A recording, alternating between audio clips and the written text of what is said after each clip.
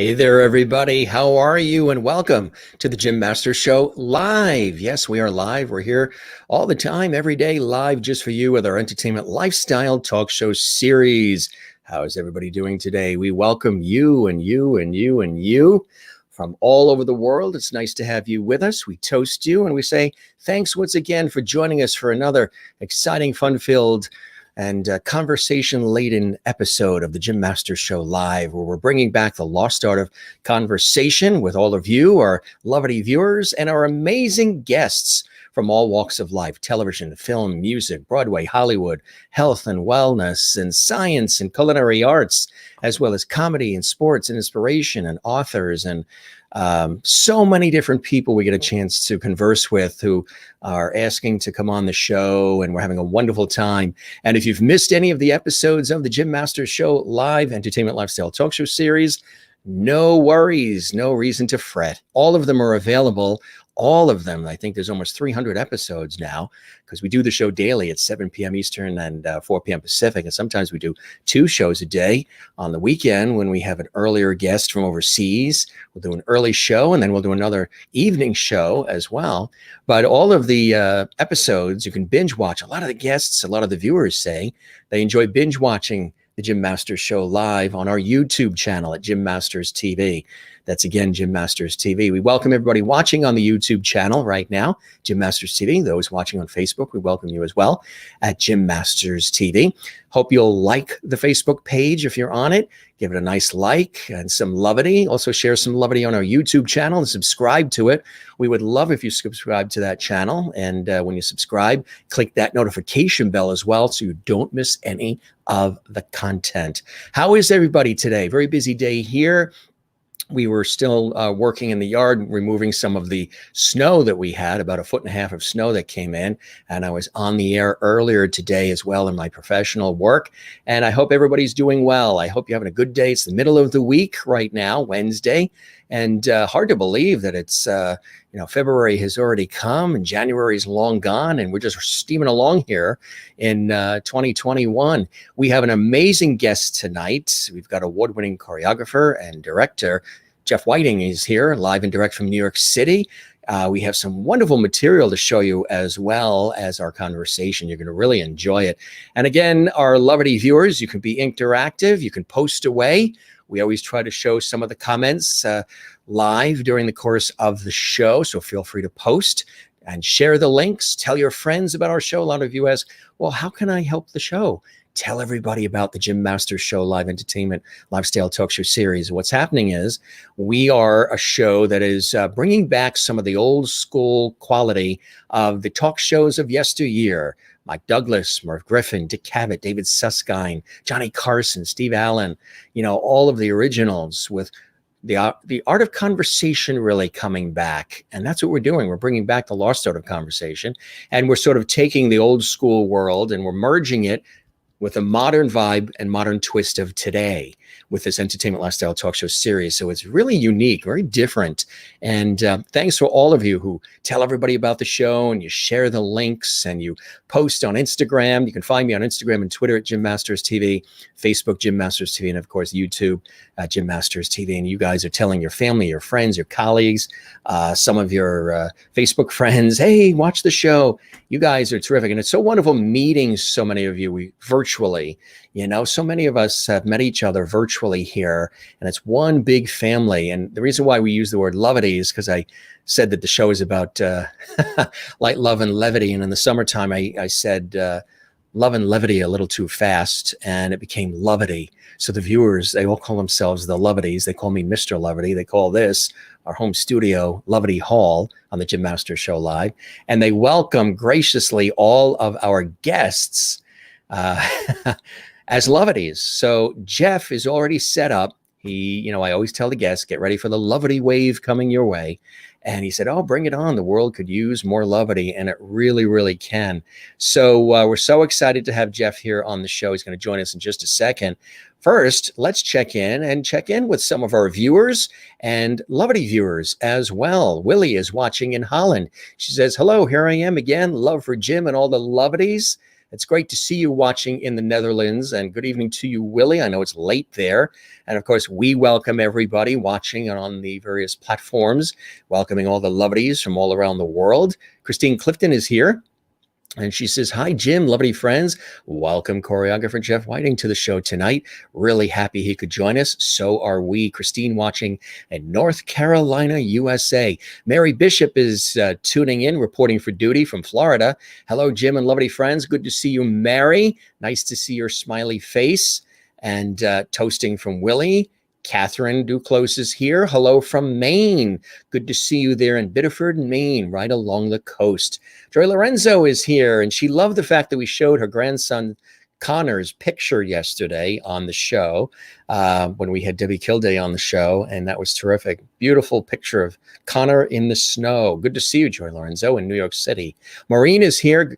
Good Wednesday evening, Jim and fellow lovelies. I'm so glad I made it home in time to join in on the fun. Welcome to Lovely Hall. Jeff, I know you work in healthcare, and that's a blessing. You're an essential worker, and you rush home to, how do you get home quick? Do they give you an ambulance ride or something? Is that how? Step on it. I got to get home. The Jim Master Show Live is starting. I need my lovely fix.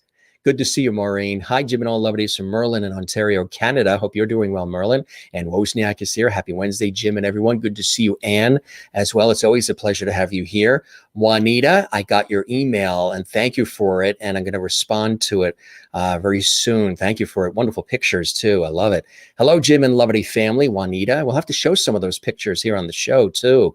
Good to see you in South Africa. Carla is in Brazil and South America, and Juanita in beautiful South Africa. And Merlin is toasting, and Joy's toasting as well.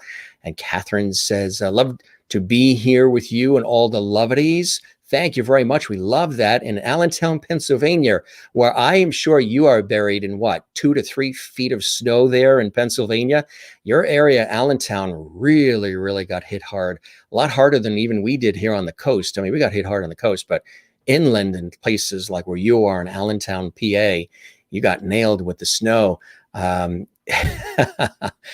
You caught a live mouse in the house?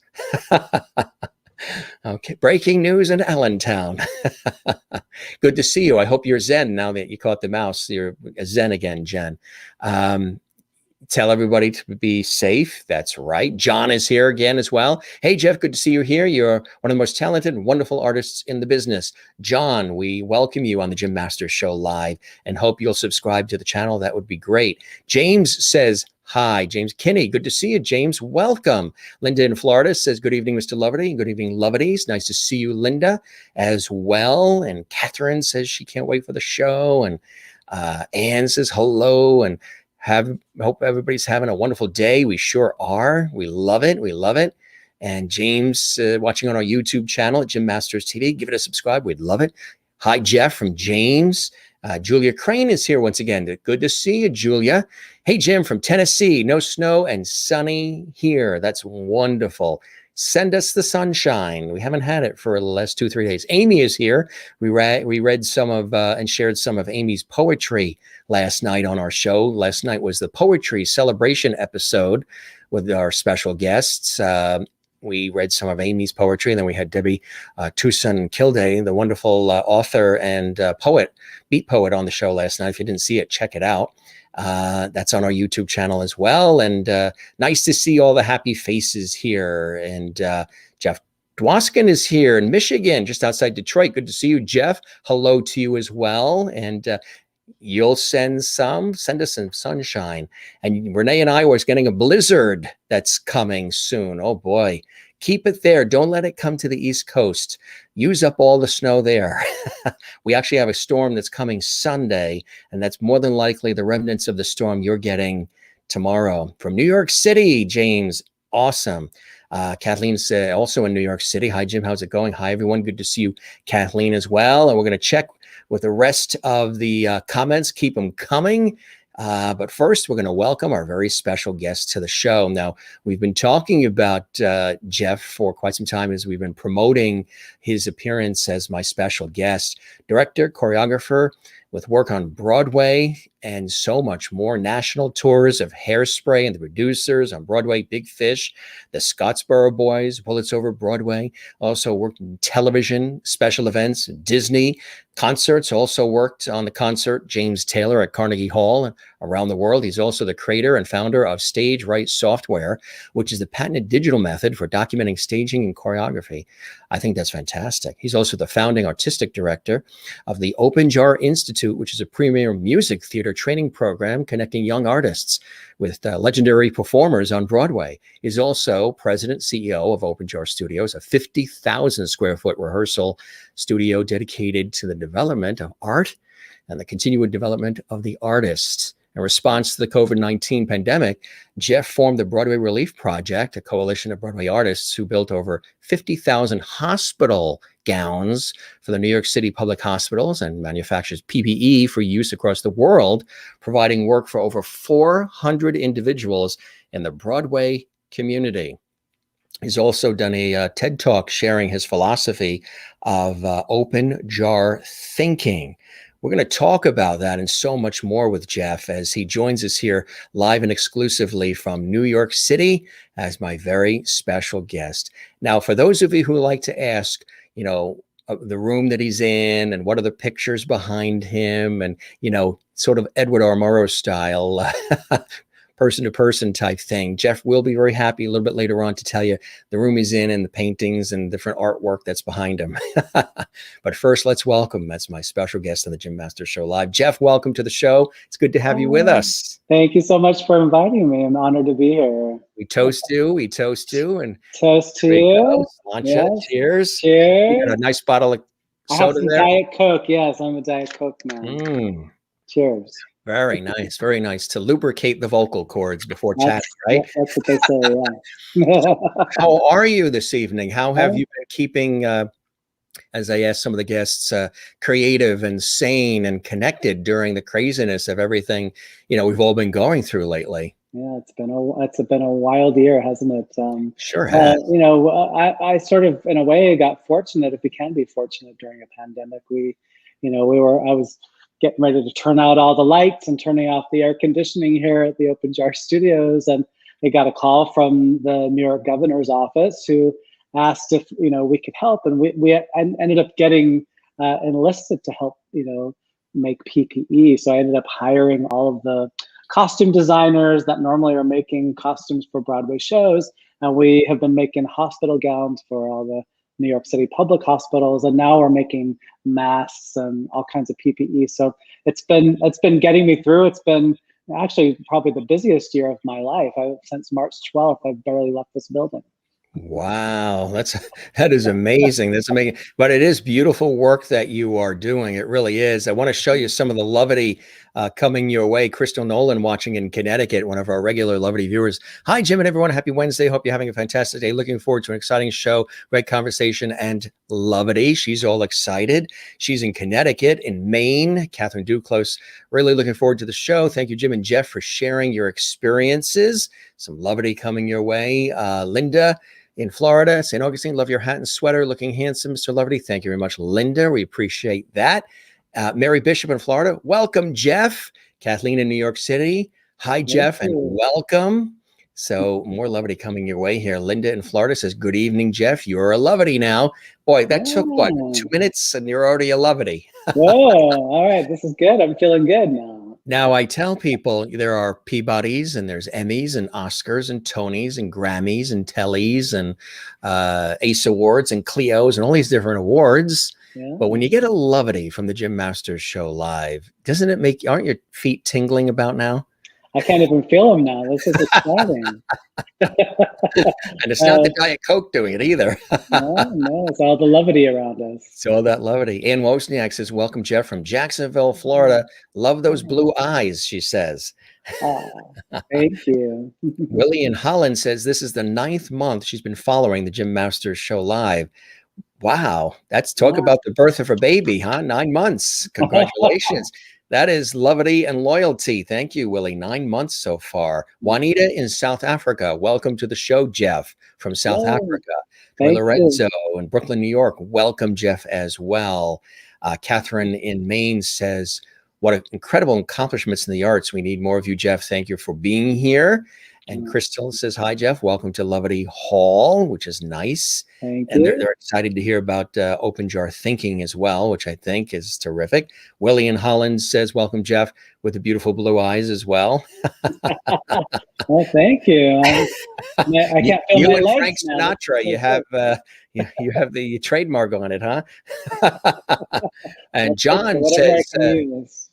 hey, Jeff, great to see you from John in Trocasso. Oh, John, hello. Wonderful to hear from you. And Merlin in Ontario, Canada. Welcome, Jeff, to Lovetti Hall. You are now a Lovetti. I tell you, the Lovetti wave comes your way big time. Christine Clifton, North Carolina. Welcome, Jeff, to the Jim Master Show live tonight. You are now a Lovetti. Excited you can join us, Jeff. That's from you so much. North Carolina. Bruce Brackett says, hi, Jeff, looking great. Welcome. Hi, Bruce. Good to see you. Francis says, welcome. Michelle Ackerman is here, live in snowy New York City. Jeff is the absolute best, talented, intelligent, above all, a truly kind soul. That's the best kind that we love on our show, that's for sure. Excited to learn from the best. And cool stuff. And keep the comments coming, folks. So really amazing things that you've been doing now, but let's talk a little bit about some of your experiences early on, Jeff. You know, early on as a kid, what were some of the things that inspired you to want to get into the arts and really focus on choreography and directing and all the wonderful things that you're so well known for?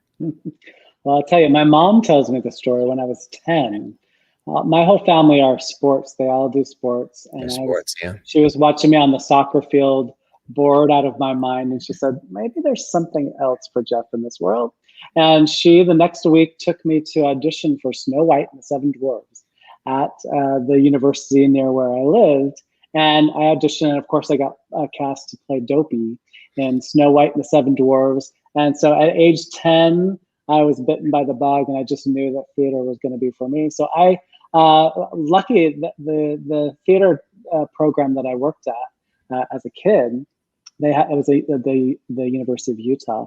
They had a wonderful leader there of the children's theater program, and he kind of took me under his wing, and he took me to New York for my first time. He took me around the country and even to Russia and London doing theater. So I just knew this is what I wanted to do. And he was directing me in a show when I was 14.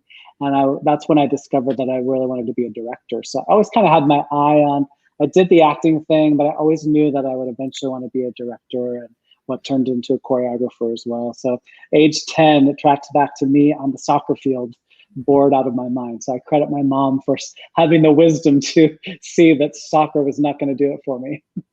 So early on for you then at age 10, what were some of those first opportunities that you had to do that kind of work when you were in school? Was it getting involved in the music department or in plays at school, things of that nature? Yeah, I did a bit of everything. I worked every summer. I worked at this University of Utah. They had a wonderful summer program, theater school for youth. So I did that every summer. And then during school, middle school, and high school, I did all the musicals. I did all the plays. So I just, loved every aspect of it. In high school, I was also in the choir and in madrigals. And I think when I was 12, I got an acting agent. I did a lot of commercials and TV growing up as a kid. So, I did a lot of acting, and then I discovered that I had a singing voice and I could sing. So then I started doing musicals, and then not till I got to college did I start dancing. So I kind of was a little late bloomer in terms of starting dance, but once I got into college and started learning dance, I just loved it. It's another wonderful way to tell stories. So I've always loved that. So did you like being the performer, or did you like being that person who was sort of creating the routines? What direction were you being pulled into yourself?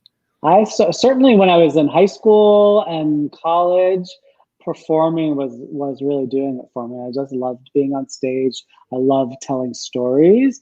And, when this experience I had when I was 14, when I was being directed by this director, really opened my eyes to the idea of directing. I was doing a play Lanford Wilson's Home Free. I don't know if you know that play, but it's so a rather complicated story. Brother and sister, they don't have the parents are out of the picture. And there's an opening monologue that's maybe 2 or 3 pages long. And here, me at age 12 trying to do this monologue, and I was really struggling with, figuring out how to do it. And so this director, Zan Johnson, who's an amazing director, he started giving me a list of things. Okay, when you do this, your right leg is itching and your shirt, is too tight. And he gave me 20 things to think about. And I was like, I can't even remember all those things. And he said, now go do the monologue now. And I was like, and I made a breakthrough as the actor. And I went, oh, I want to do what he just did to me. Like, he figured out how to get me, the actor, to figure out how that character was feeling. So that was the first time I recognized that I wanted to create that. So as an actor, all through college and my early years out of college and working professionally, I always kept my eye on the director. And so I would always go, well, when I direct, I'm going to not do that, but I will do that. So I feel like my directing style has sort of become a conglomeration of all those experiences that I had as an actor. So now I do not miss being on the stage, not one bit. I love being in the theater, telling the story. I don't feel that I should perform, but I love the ability and the experience that I had on the stage that informed me now, as a director, to be able to speak to actors and dancers and musicians, in that way. And really understand and appreciate all the different elements, which I think is what's great. I've always thought that way too in my career in television, radio, and whatnot, is always appreciate everybody around you and learn at least a little something about what each person is doing, whether it's the technical crew and production staff, sales department, marketing people, makeup artists, lighting, fellow on-air people, to appreciate it all. Number one, because, it gives you a better understanding of how it all gets put together and a real deeper appreciation for how all the puzzle pieces fit to make everything look and sound so flawless and easy and effortless and smooth. But also, you never know when the day comes, and I know it's happened to me multiple times, and I know it's happened to you, where you're called upon to fill in for that. Just stand there and just hold the camera or do this or do that. And that might not be your super expertise, but because you asked questions and you learned, you can fill in, and now you can add that in to what you do. And there's many times, or somebody's out sick, or somebody leaves, or what have you. And, to help the entire production, you want to help out the best way you can. So that's sort of, in a way, that's how I fell into choreography. In a way, I was working as a dancer in West Side Story, and the director of that show invited me to be in his next show, for which he hadn't hired a choreographer, but because he knew me as a dancer, we got to the section that needed some choreography, and he knew I was a dancer, and he said, "Oh, you could choreograph this, right, Jeff?" And I was like, "Yeah, I can." I'd never choreographed before, but that's kind of how I fell into it. I was like, well, I'm going to figure out how to do it and how to tell the story through movement. So yeah, certainly being willing to learn all the aspects is very important. So for you, Jeff, what was one of the very first door opening opportunities where, people really started to notice your talent and your creativity and your vision and your expertise, and an opportunity came that really started getting not only your interest even deeper, but the interest of others? Was there a production, large or small, that you got into that opened up the doors and the floodgates from there forward? Yeah, I think in a way, I was, my very first project as a director, had been asked to direct a production of Christmas Carol. Oh. And that was really my foray into the directing world. And so that for me as a young director, really finding my feet, as a director was really, really key. And I realized as that project went on, how to begin to trust my own instincts, because I think I always, in my head, I had this idea, but during that experience, I found myself feeling more secure about saying, okay, here's my idea and here's what we're going to do. And so really by doing that, it was in that production that led to, one show and yet another show. And that really sort of launched my directing creativity, which eventually led to it was the national tour of Hairspray, which, eventually that led to, and I was the associate director of that national tour. And that was a wonderful, wonderful experience. Matt Lenz, who was the director of that tour, gave me wonderful guidance about directing. And, I basically followed the show around the country and maintained it for 6 or 7 years. I learned a lot about, maintaining a show, how to keep the integrity of the show. And that experience led me to the Producers National Tour. And that's where I met Susan Stroman. And Susan Stroman gave me the opportunity of a lifetime after that producers tour, when she hired me to work as her assistant choreographer on Young Frankenstein on the Broadway production. And so that was my first time. This was now, I think, 13 years ago, to be her assistant on Young Frankenstein. And that totally, turned my world around in terms of, having experience with really the top-notch artists in the industry, working with Mel Brooks and Megan Mullally and Sutton Foster and Roger Bart, was an incredible, not only experience to witness, but also to learn about the art of comedy and what works and timing, how comedy works, when you're working quickly. And so I learned a great deal in that. So I think, imagine with Mel Brooks and those names that you just mentioned, not only was it phenomenal on stage, but the things that probably went on behind the stage in the comedy must have been extraordinary. Yeah, it's fascinating. I had never, because when I was growing up, I was always into the high drama. I would always do the dramatic stuff. Sure. And so learning comedy from Mel Brooks and Susan Stroman, the timing, it's so and make it look so easy. Yeah. Comedy is, I know a lot of folks who've done drama, whether it's television or movies or what have you, will say, wow, it's, comedy really, it looks easy. People assume that it's easy, but you take a stand-up comedian who's standing out there and pouring their heart out, and anything can happen and any result can happen. And it's not as easy as it looks. It's demanding, and to be funny requires a lot of work. Now, of course, it can come effortlessly because you have a quick wit. If you're born, and I love quick wit, and I love levity, and I love humor, but still, there's a lot of work involved, right? And you probably learned that firsthand from the best. Oh yeah, no, I was basically a year and a half of just comedy school, just learning what works. Yeah. It was fascinating. And there are people, Christopher Fitzgerald, the brilliant actor, he played Igor in that production. And, once we opened the show, it ran for over a year. He was every night finding new things that could be funny. And he wasn't messing around. He wasn't, going outside of the lines, but he found a way every single night to make the show fresh and new and funny in different ways to me, who had seen the show hundreds of times. That was really brilliant to see that kind of artist really, understand comedy. And it gave you a great appreciation for it, even more than probably before. And that's a beautiful thing. You learn, as you come across all these incredible people, and as the projects come along. What happened from there after you were working with that great crew on that production? What was next for you, Jeff? After Young Frankenstein, Susan asked me if I would work on a production of Happiness. So I did at Lincoln Center. We did a wonderful production of Happiness there, and that was a great learning experience. We did that at Lincoln Center. And then from there, she asked me to work on Big Fish and Scottsboro Boys and Bullets Over Broadway. And we're still working on another show, a show called Little Dancer. It's now called Marie, which is a beautiful, it's Lynn Ahrens and Stephen Flaherty's new musical. So yeah, I've been so fortunate to kind of go with her from show to show to show and maintain those shows. And then at the same time, to be able to create a lot of my own work and direct my own shows, I've been really, really fortunate.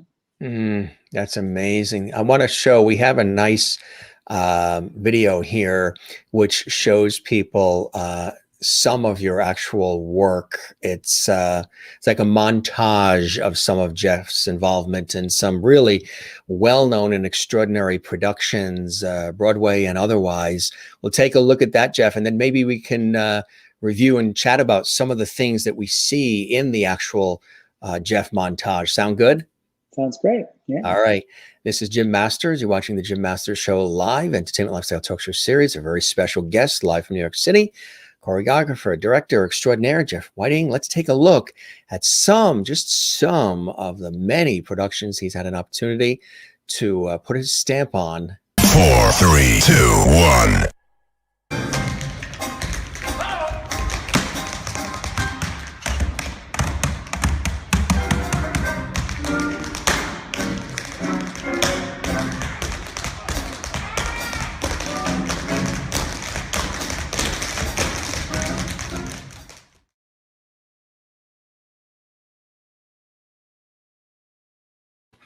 Pow!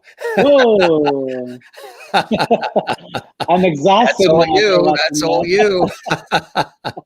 Holy, when you see it like boom, boom, boom, boom. They did a nice job editing and putting that together too.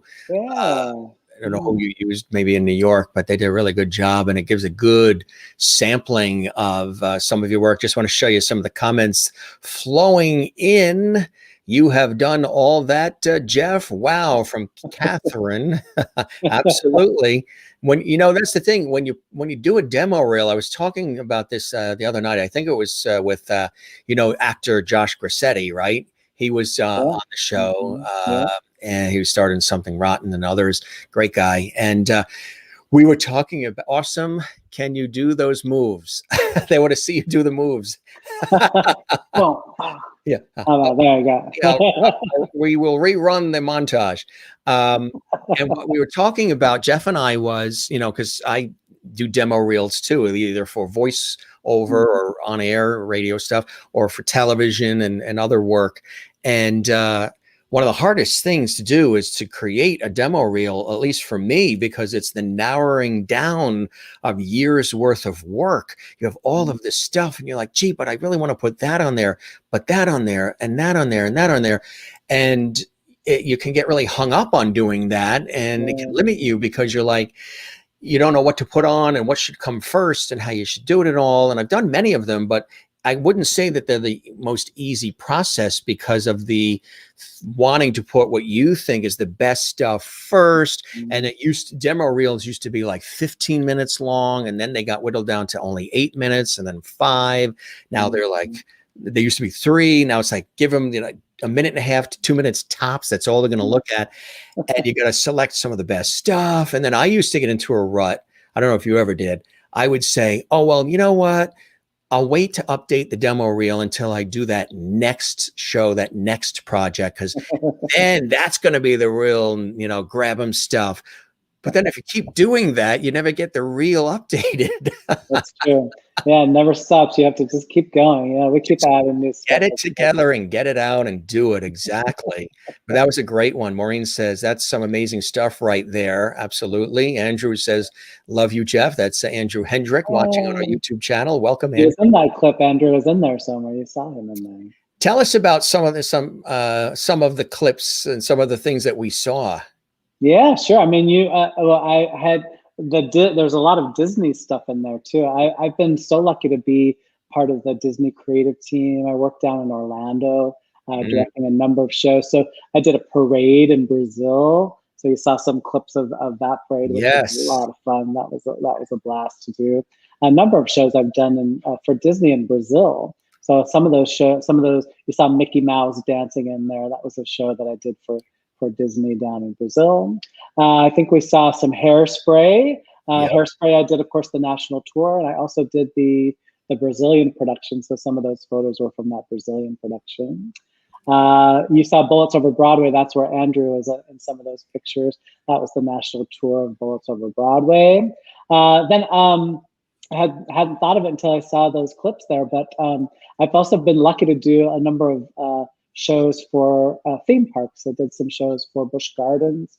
You saw some knife guys doing some hammering on a coffin. That was a show I did called Monster Stomp. down in Busch Gardens in Williamsburg. I've been lucky to do, it's a wonderful Irish dancing show called Rockin Road to Dublin. So you saw some of those Irish dancers. It's a pretty cool mashup of a rock band, and they've taken these Irish tunes and they do this Irish step dancing to it. It's a really cool evening. We've done several concerts of it. They actually have a Christmas show that came out the year before last. They have a wonderful Christmas show. Great group of people that do all of that. We saw a production of Big. You saw them dancing on the piano. That was a production that I directed and choreographed. We saw, what else was in there? Clips. Well, we saw clips of my software, which is Stage Right software. So that's, that's another left turn that I took in my life. Yeah, tell us about that. That's something different. How did you come up with that software, and what is it all about? Yeah, so essentially it's a method to be able to digitally document where everybody is at every given moment in time during your show. So it allows you to track the movement of the actors, the set pieces, the props, at every given moment in time. Basically a show is a series of snapshots of everybody standing here and then everybody stands there. And somehow you have to somebody needs to document it so that you can recreate that show. So I had been, when I was hired by Susan Stroman to do Young Frankenstein, one of my jobs as her assistant was to create what's called the show Bible.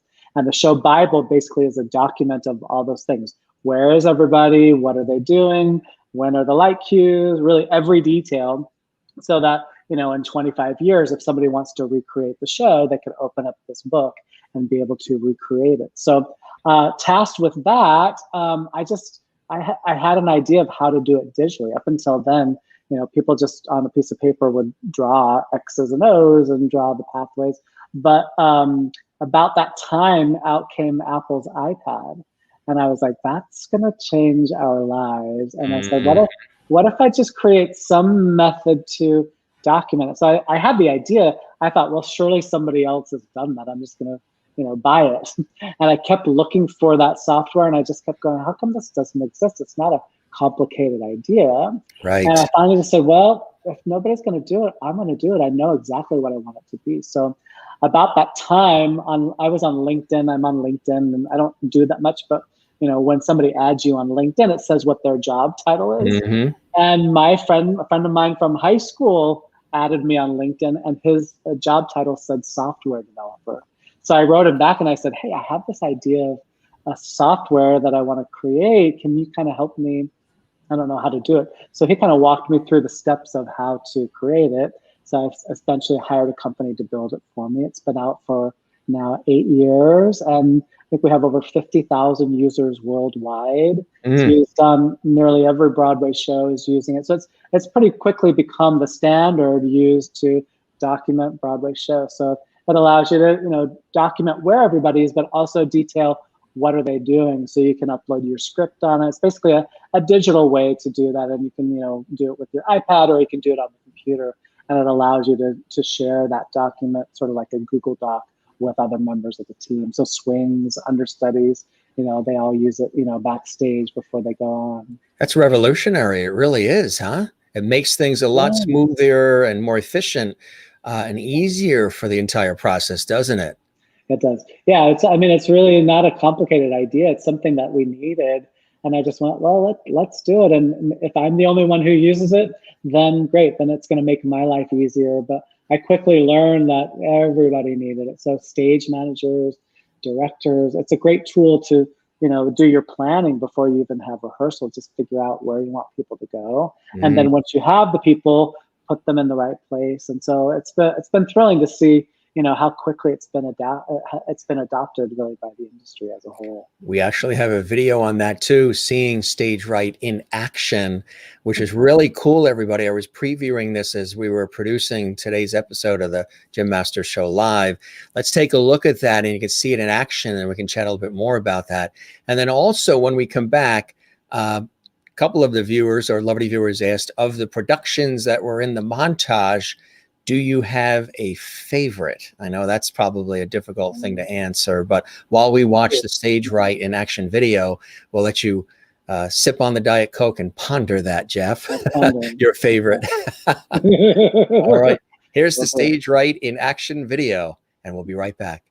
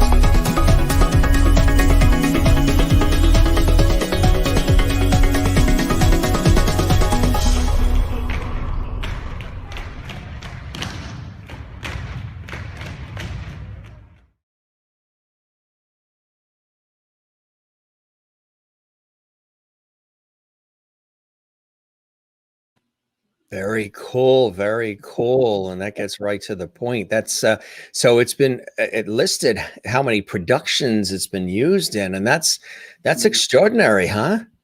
Oh, it's been so thrilling to see. Every now and again, I get an email from the dance captain of Hamilton, and I just go, "Oh, wow, it's so cool!" And actually, when a chorus line, when that team reached out to ask a few questions, I was like, "Oh, that's pretty amazing! Like iconic show, like a chorus line."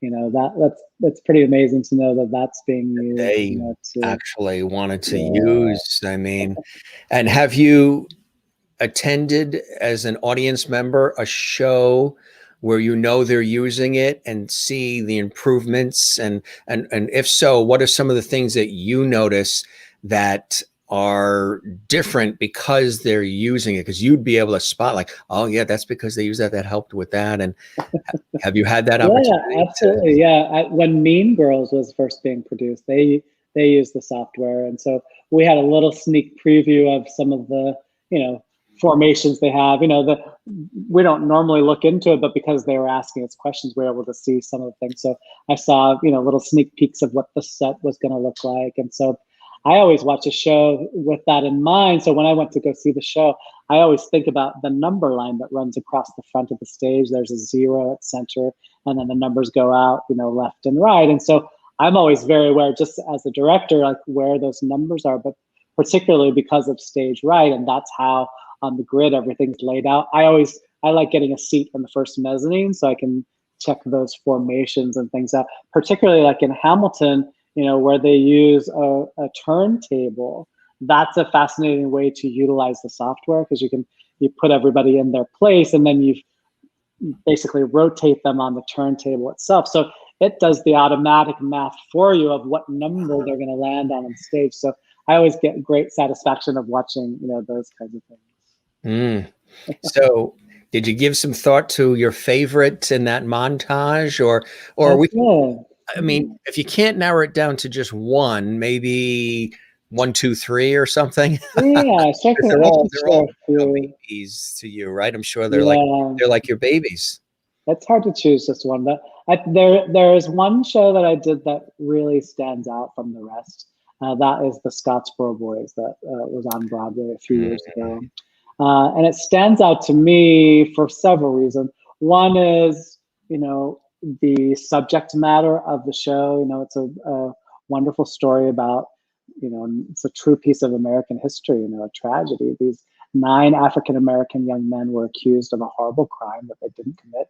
They didn't even know one another. They, at that time, 1931, got pulled off the train and they were going to be thrown in jail and they would have been lynched, but somebody stepped in and said, wait, they should have a trial.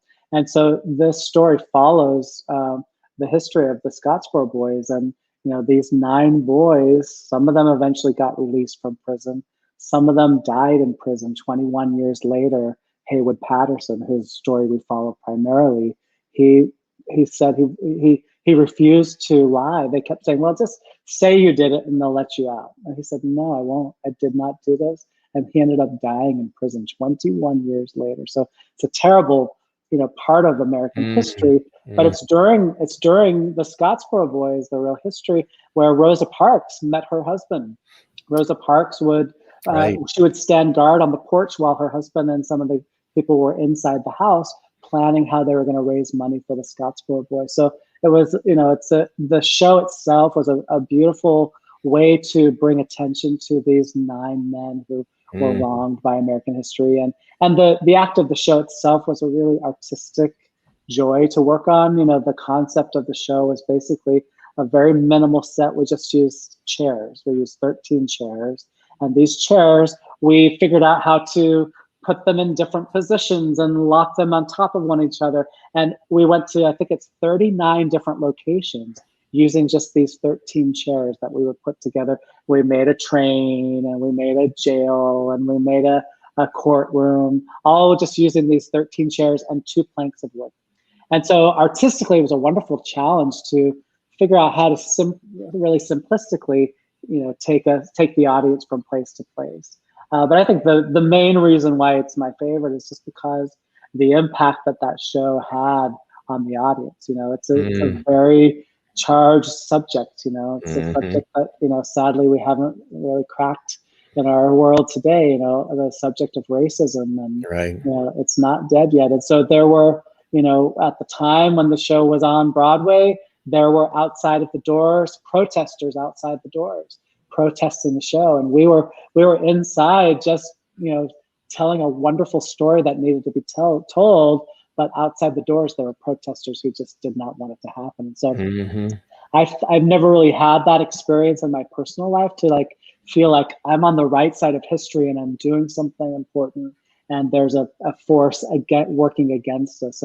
So I think for that reason, it's different. It's not like doing a show. Anybody who's done that show, the cast, they're telling a part of their history and their ancestors. And so it's not like just doing a song and dance, it's telling an important piece of history. So for those reasons, I would call that really my favorite experience. Linda had asked that as well. Of all of them, that would be the one. That's amazing. What is your process like? When you're starting out with this production, they're telling you, okay, this is what it's going to be about, and these are the players that we're going to have. These are the talent, the Mel Brooks, whoever is going to be in it.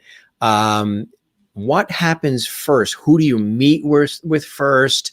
How does it all work for those who aren't familiar with choreography, as far as how you actually have it come to pass and turn it into the wonderful creations that happen on stage? Well, I'll tell you what I do. So I am a very visual person. And so I start with the script, and if there's music, then the score. And I try to put myself in a place that's quiet, and I read along the script, and I listen to the music if there's music to listen to. And I am on the hunt while I'm reading and listening for flashes of visuals that I could see, a staging moment, or how I can see, this moment's going to be like that. He's standing there, she's standing there, and she throws that. I'm hoping to find 3 or 4, staging moments in my head. So usually, but usually in the first reading, I found that. And so I kind of cling on to that, and I look for, I call it the spine of the show. What's this show about? For example, Hairspray. Hairspray is just about, wanting to dance together. Tracy Turnblad says, she says, why can't we just all dance together? And in the historical part of that time period, that just wasn't something you could do. And so I'll try to find whatever the spine of the show is. And then if I find the visual around that, then I start to go, okay, I know there's going to be that moment. So how does that, what else can support that? And I begin to see a visual just idea of kind of what I want it to be. And so once I have a pretty good idea of the concept of the show, I'm going to do the show like this. And that's totally personal. That I finally figure out based on those few moments. Then I go, okay, this show is like if it's the Scottsboro Boys, it's going to be simple. It's going to be the storytelling is going to be like this. So whatever it is, once I found, what that concept is, then I'll begin to reach out to designers, usually a scenic designer first, so that I can say, oh, I have these, here's the show, read it, let's talk about it. I have like 3 clear ideas of what I want to do, but can you take a look at it? And then I'll send them away, and they'll come back with some sketches and ideas of, oh, here's what the set could be, and sort of supports, what maybe the initial idea was. And of course, as always, they'll come up with even better ideas. And, art, being an artist, being a director is collaborative. So you find scenic designer you love, then I'll find a costume designer I love that can help support that story. And then lighting for me is very important when you're telling a story.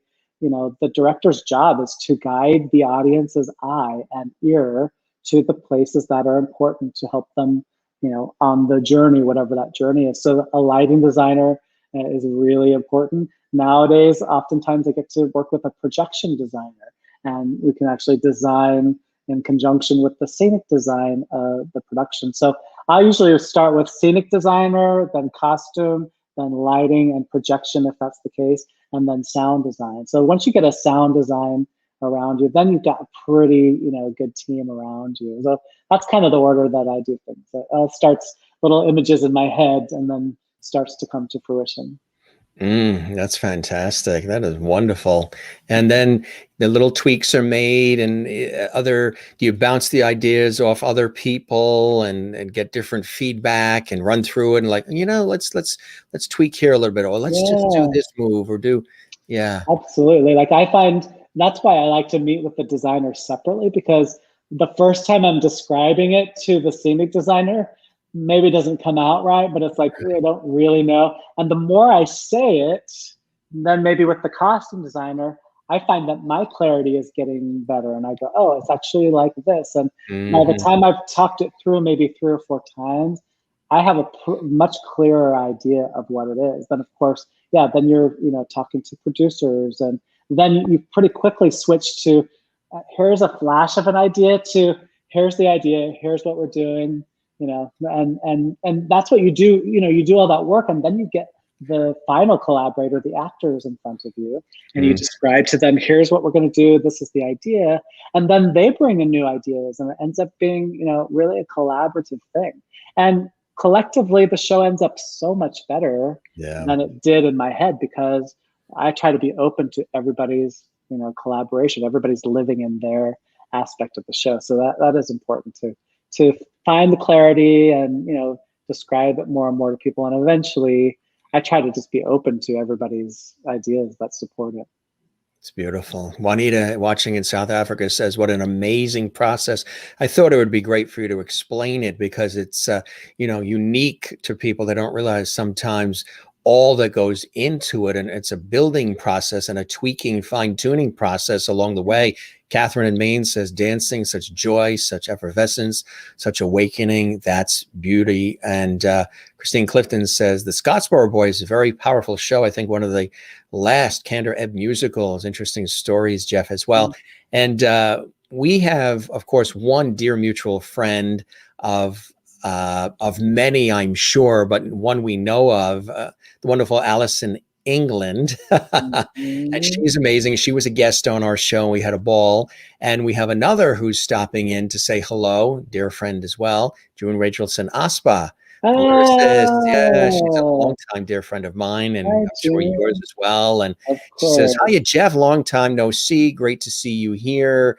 And hi, y'all stopping by as well. I think June and I talk to each other probably daily, but she's here as well. It's really a small world, isn't it? You end up, whether it's film or television or stage or what have you, so many of us dabble in all the different areas. And that's what makes it exciting, too, to wear many different hats and dabble in the arts in its different ways, shapes, and forms, because there are things about each of the areas and the creative process that are unique, but many areas where it's the same in terms of what you're aiming for, which usually is always excellence. Yeah, And you find that, right? And stepping into, as you have, which I certainly have as well, different areas, whether it's film, television, stage, what have you, right? Yeah, for sure. Yeah. No, actually, June, I worked on a project with June, and that introduced me to a writer that I work with, and actually one of my business partners, my business advisor. So it's a small world. It's a tangled web that we all weave. So the world is way too small to make to burn any bridges. So. We love you back, June. She says, hi, love you. We love you back, June. That's amazing. That's amazing. I have another video here that I want to show people, which is really, really cool. And this one here this is the Open Jar video tour. Tell us, I mentioned in the introduction, and you teased a little bit about Open Jar. Tell us about the whole idea of Open Jar, what it's all about, and what the studio is about, and just this way of thinking when you created Open Jar. Absolutely. Yeah, I got the name from a study I once read about fleas. So if you don't know this about fleas have a really high capacity to jump. I think it's like 100 times their body length. So I find that pretty disgusting. But I read the study about a group of scientists. They took a jar and they put some fleas inside the jar, and of course they put the lid on the jar. And the fleas were, trying to jump out of the jar, trying to get out. And the scientists let about a week go by. And at the end of the week, the fleas had learned to, jump just under the height of where that lid was. That way they wouldn't knock their brains out every time they were jumping. Smart fleas, right? And then at the end of that next week, then they took the lid off the jar. And what they discovered is the fleas continued just jumping at that same height. They never again tried to jump out of that jar. They had gotten used to the limitation of that jar. And when I read that study, this is when I was an actor, and I went, oh, that's us as artists. We get so used to hearing no. We get so used to, the limitation that sometimes we stop jumping with all of our might. And I realized at that moment, if I'm ever going to get anywhere in my life, I'm going to have to just jump as though the jar is open. And okay, maybe the lid's going to be there and I might get a no. But I said that at that moment, you never know when you're auditioning for the role of your lifetime or going to a job interview of your lifetime. If you're just doing it like halfway, you're definitely not going to get it. And so I adopted as my own personal philosophy what I call open jar thinking, which is just pretend there's no lid, just go for it. And if you knock your head, great, but you might jump out. You might jump past that limitation. We often put limitations on ourselves, or there are real limitations that we sometimes have. But I sort of adopted open jar thinking as my philosophy. So I started the Open Jar Institute now 15 years ago, which is a summer theater training program, and we operate with that philosophy in mind. It's high school and college students coming to New York City for a week in the summer, and they work side by side with Broadway professionals. And we operate with that philosophy, just saying you're going to push yourself beyond the limits that you think you have. So that's why I call it the Open Jar Institute. And a year and a half ago, we opened the Open Jar Studios, which is where the Open Jar Institute takes place. But it's 50,000 square feet, 2 floors. We're on 48th and Broadway. And it's more space than I needed for the Institute, but it's a beautiful building that has no columns. And so column-free space in New York City, rare. Yeah. Very rare. So when my brokers brought me to this building, I went, well, I don't need this much space, but I know people who do.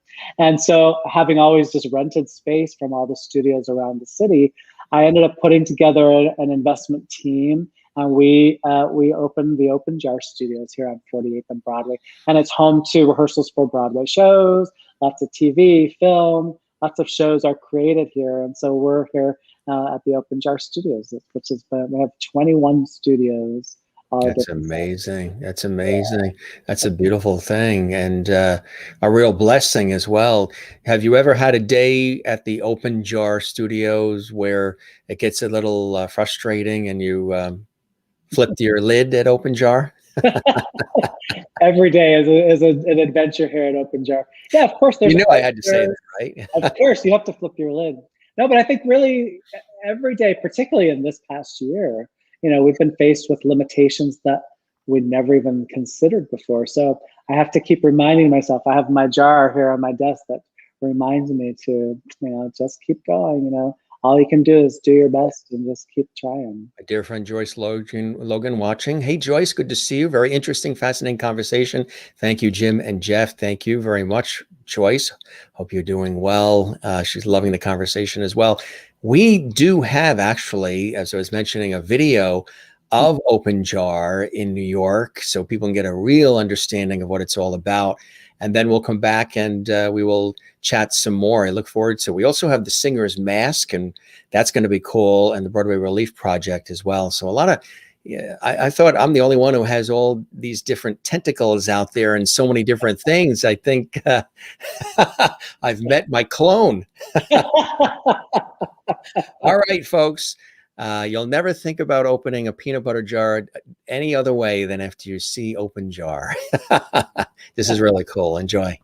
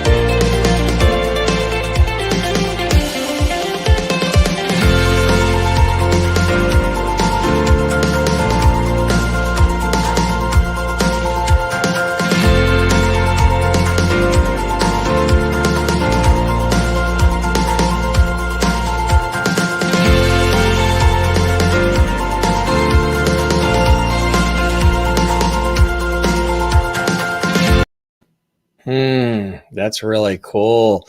I love that video too. They did such a fine job on that.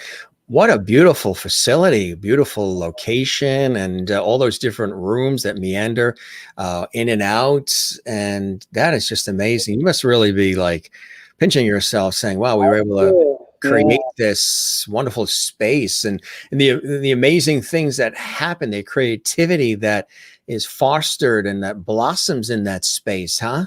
Yeah, I'll tell you, it's so amazing every day to walk through the halls and you hear new musicals being created or old musicals being recreated. It's the coolest thing I do. I pinch myself very often just knowing that we're here. It's funny to look at that footage and now, and I keep thinking, oh, 6 feet away, because of course we took that video before the pandemic came. So it's funny how our idea of space has changed. But yeah, it's so thrilling to be able to see so much creativity spilling through the halls here. I feel really, really lucky to be right here in the core of it all.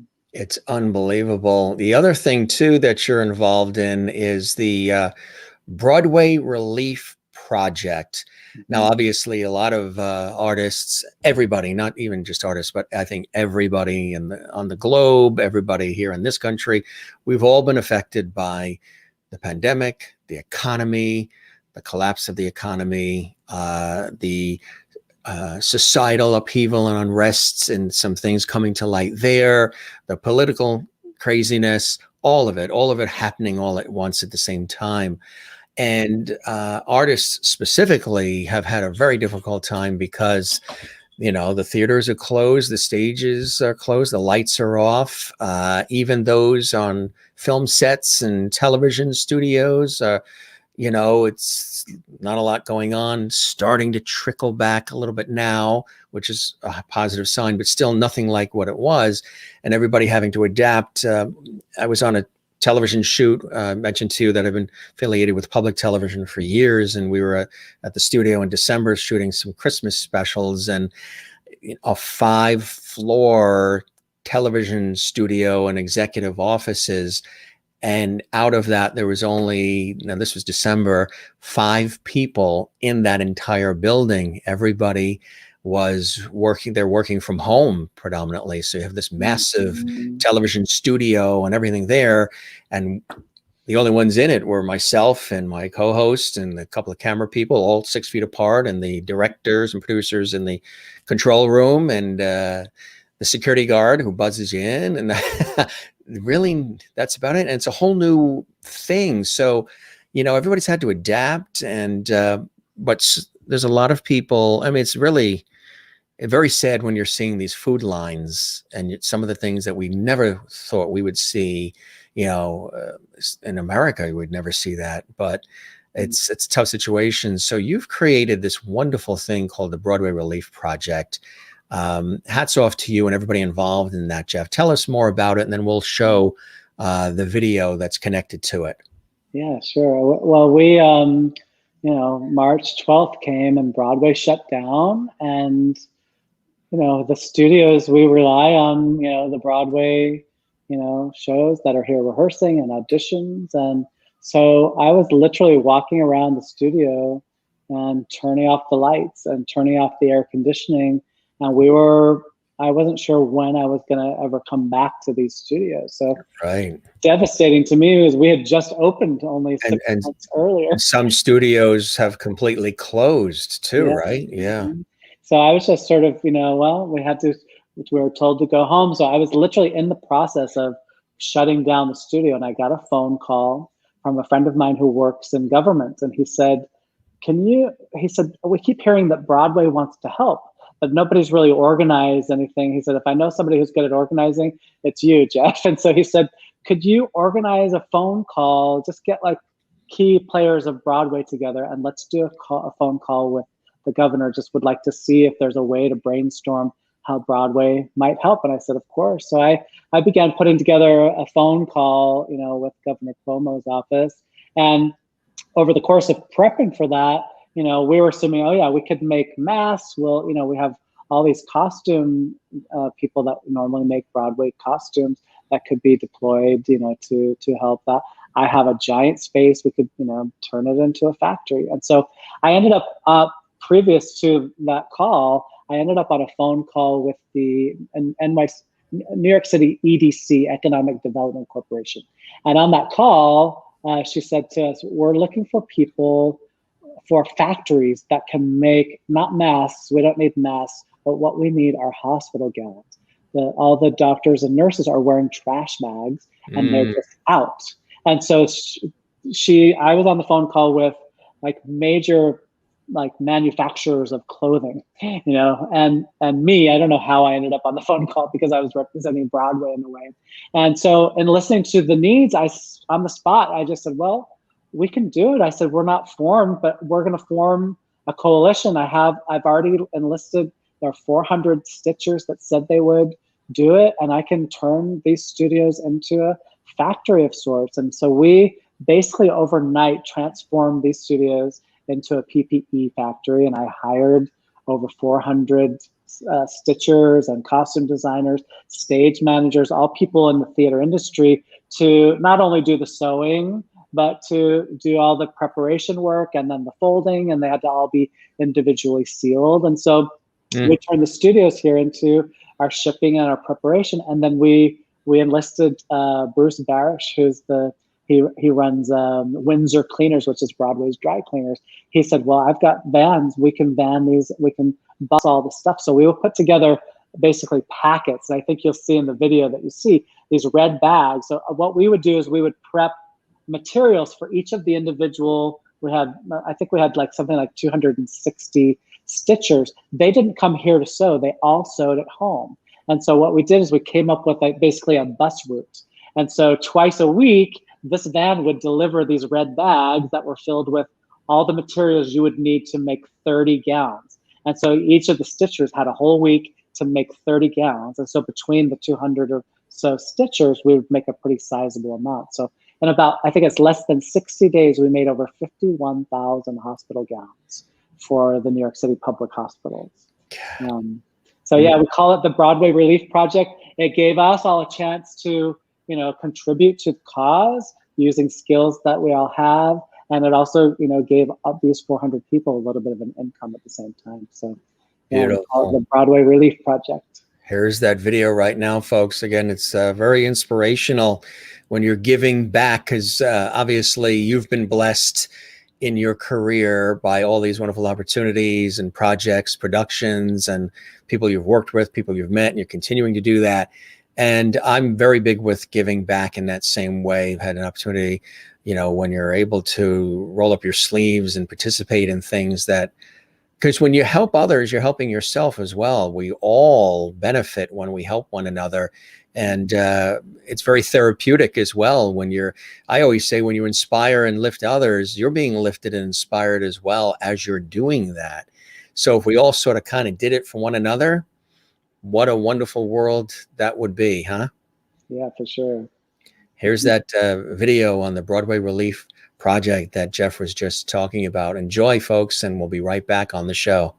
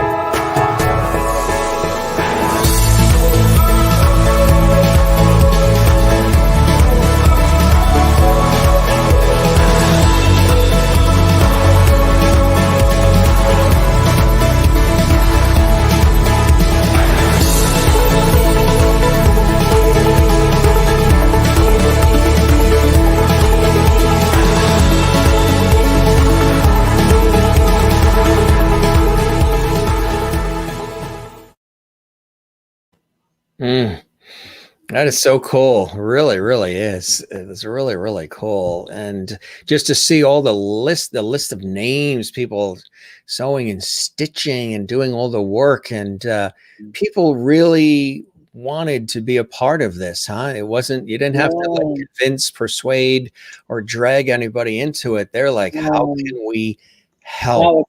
That was what was so cool, was everybody, even before we knew what it was going to turn into, I was just overwhelmed with everybody saying, yes. What do you need? How can we help? And as you saw, all those people just said yes. And many of those people didn't even take their salary. They donated their salary to the Actors Fund, and we gave a very sizable donation in all of their names to that, which in turn helped other people. So it was overwhelming actually to watch that video, to know, like, in those 59 days, that group of people worked way harder than any of us ever have.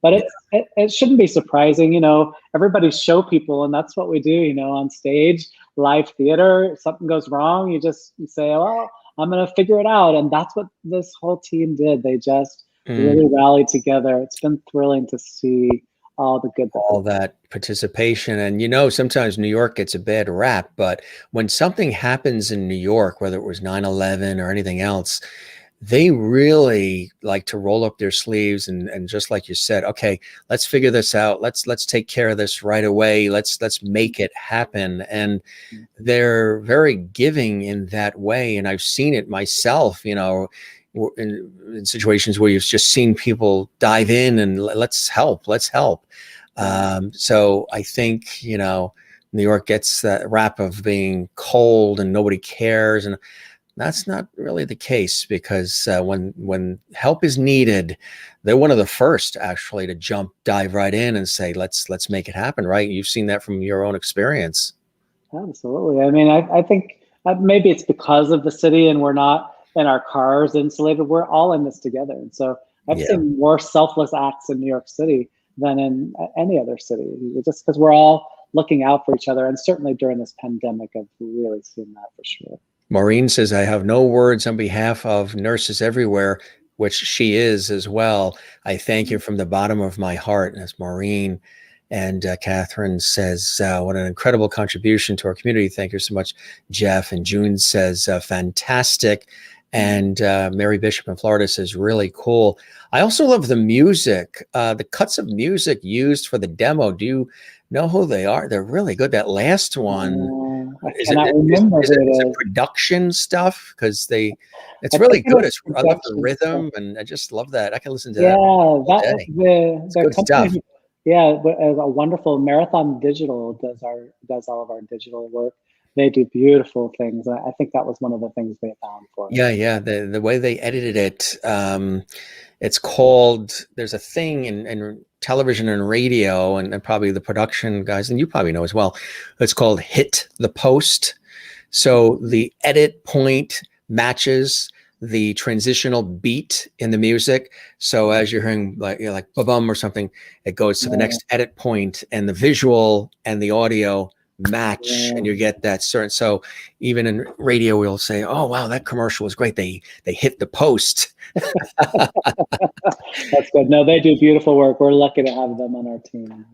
Now, another thing that you're involved in, you don't sleep like me, is the singer's mask. That's one thing that people have been very concerned about. And you and I were talking a little bit about that, before we went live on the air, that with singing, everything is projecting, including the droplets that they're concerned with COVID and things of that nature. And even what I'm doing right now, I'm hosting, I'm announcing, if you were sitting literally across from me, there'd probably have to be a glass or whatever. We couldn't be on, a coffee table situation or couch or whatever. We'd have to be separated with a couple of cameras. But you've created something you've been involved in something called the Singer's Mask. Tell us about this, because this can be really something revolutionary for those who are singers or performers, even announcers who voices project. There it is. So here's what it is. It's basically a mask that has in the nose of it, there's a wire, so you can actually form fit it to your face, and then the front of it has a shape. It keeps the fabric away from your mouth. So if I put it on, you'll see I kind of look like Donald Duck, but it keeps the fabric away from my mouth. So when I breathe in, I'm not breathing in fabric. It keeps it away so that I can, sing comfortably. And then this is form fit to my face. So it really just floats right there on my face. So it just allows you the opportunity to sing and breathe and teach. So a lot of people, I think we've sold almost 200,000 of these masks to choirs and teachers really around the world. It's just allowing you, because there's structure in the front of it, so when you breathe in, it doesn't take the fabric with it. So so we call it the singer's mask. That is really amazing. And air gets through where you can breathe. So obviously, when you're singing and performing, announcing, whatever you're doing, you need to get the air in so you can breathe, from the diaphragm. It allows you to be able to do that too, huh? So air will come in from the sides here. There is the front piece is actually 3 layers of fabric, but there's in the sides, on both sides, the inside layer, the 3rd layer, it has a window cut out of it. So on the sides, it's actually only 2 layers. So where your droplets are coming out, it's 3 layers, but where you're breathing in, it's 2 layers. So it allows a little more air to come in. It allows you to pretty comfortably sing and be able to feel comfortable. You look like Donald Duck, but we have to get over that. There's worse things you could look like besides Donald Duck, right? It's about being safe, really. The alternative is to remain upright and on the planet breathing. That's and if that can help, absolutely. It's been cool to see choirs from around the world, sending pictures of their entire choir, which is very Notre Dame Music Festival. All their choirs were wearing the singer's mask. It just allows you to be able to be in the same room. So the choir, is still socially distant standing, but it allows you to be in the same room together and be able to, do your thing. A couple people have asked where can you get them? Is it your website or Amazon or something? You can they are available on Amazon if you just type in The Singer's Mask, or you can go to our website, which is thesingersmask.com. thesingersmask.com. And does it work if you say the instead of the? Yeah, we can say the or the. Yes, the or the works. Takes you to the same site, right? It says The Singer's Mask. It's The Singer's Mask. We actually have a video on it. And I'm glad you had the mask there to show it physically. Let's take a look at the actual video on the Singer's Mask, and you can actually see some of the performers using it, which gives you a good idea of what Jeff is describing. Really revolutionary. You've had a lot of them acquired, but I don't think everybody knows about it. So this is cool. This could be the first time that people are seeing it here on our show. Let's take a look at that video right now, and then we'll be back with my special guest, Jeff Whiting.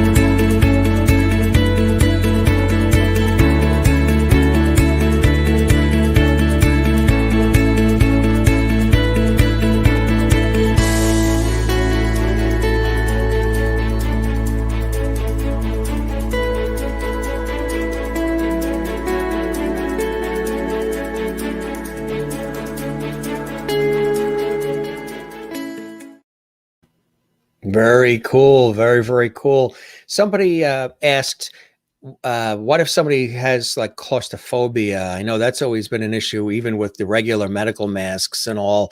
Does this help with some of that because it's not on top of your mouth? Yeah, I actually have had several people write back saying they saw this online and they suffer from claustrophobia. And she said to me, I thought this might be the trick. She got it and she said, this has saved my life. Now I no longer fear putting on my mask. So claustrophobia. We've also, lots of autistic community have enjoyed it because it's a little less obtrusive because you're not breathing in fabric. So yeah, it's been thrilling to see that, those who are claustrophobic and the autistic population have really enjoyed the use of it too. Yeah. What a great idea.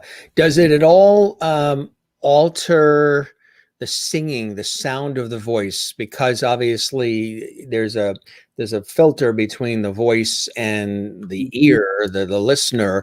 Does it change? Is there any muffling or anything that happens? Well, there's a little bit muffling, but it's not as much as if the fabric was right against your mouth. So there is a slight difference, but it's not. It's perceivable, yeah, that you're singing not through nothing, but Right. it's better than anything else that I've had. Certainly, we actually did some prototypes to try to use the clear mask because we'd had people asking, can you do a clear version? And we found that was just like singing into a tube, and it was so echoey. So actually the singer's mask does allow the sound to escape. Yeah, it's changed a little bit, but it doesn't really, it doesn't affect your singing so much, just a little bit of cover. What are some other amazing things that you're working on at present right now, Jeff? I'll tell you, I've been so thrilled. I'm finally doing something creative again, after a year of creating PPE, which has been a godsend, and we've been happy to do it. Yeah. I'm actually working on a show that I'm directing this summer down in North Carolina. There's a beautiful production called The Lost Colony. It's been running for 83 years down 83 years. Yeah, Wow. and they've asked me to come in and kind of reimagine it and give it a little bit of an update. And so it's been a really exciting project for me, taking the show that it's a real life story of the first colony that came from England to America. Mm. It's like a mystery that really hasn't ever been solved. What happened was the colonists came over, they left a group there, they went back to get supplies to England.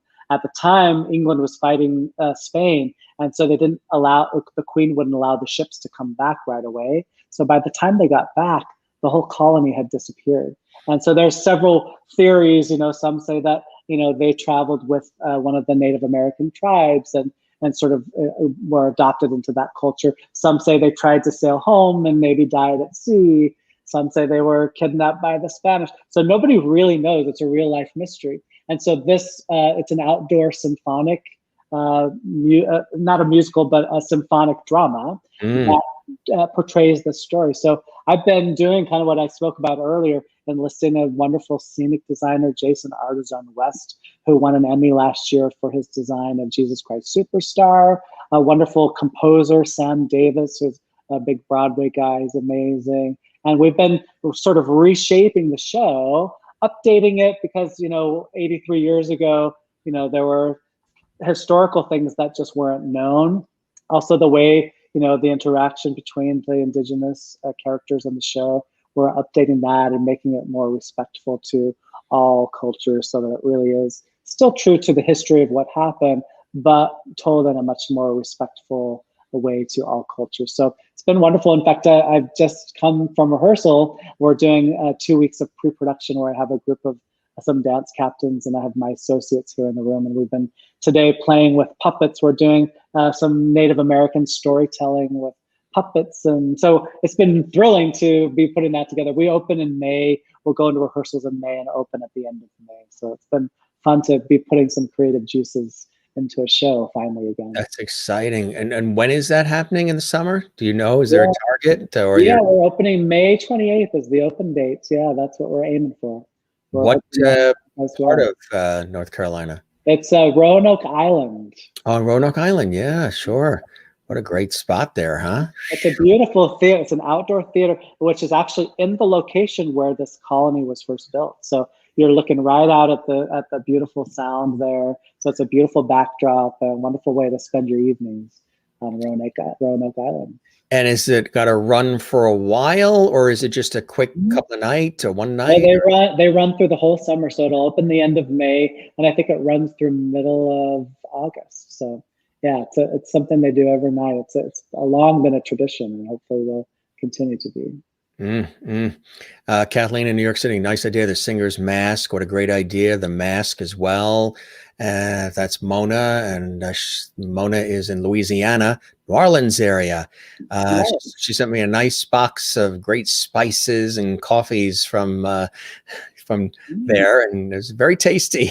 A little kick to it, a little Cajun kick. Great mask from Francis. And Pasqua says, good to see you, Pasqua. Thanks for joining us. One of our lovities. Singer's Mask, awesome. Definitely and for sure, necessity is the mother of invention. That is so true. Ann Wozniak says the Lost Colony have been there many times. Christine Clifton, who's in North Carolina, such a super invention, the Singer's Mask. Great to see that video. Yes, I live in North Carolina and know all about the Lost Colony in the Outer Banks area of North Carolina. Interesting topic and show. So that's cool that you're doing that. What other things do you have that are brewing? And what are some other things that you haven't done yet that you're dreaming about that are still on that journey of life bucket list for Jeff? Well, look, I've been for a while developing some shows of my own that I'm hoping will, debut outside of New York somewhere and then debut here on Broadway. So a couple of things that I can't share the names of yet, but a couple of musicals that I've been developing over the last few years that I'm looking forward to. Yeah. And you've stepped into television too, and have had a taste of TV. How much do you enjoy working in television? Of course, there's a similarity between the work in film and television and stage, like we mentioned, but there's different ways too. Of course, with film, you have all this time and you're stopping and redoing scenes, and usually with stage, it's live. You got to get it, you got to nail it then, and then television, sort of a little in between, whether it's live or it's pre-produced television. How have you enjoyed your work dabbling in the world of TV?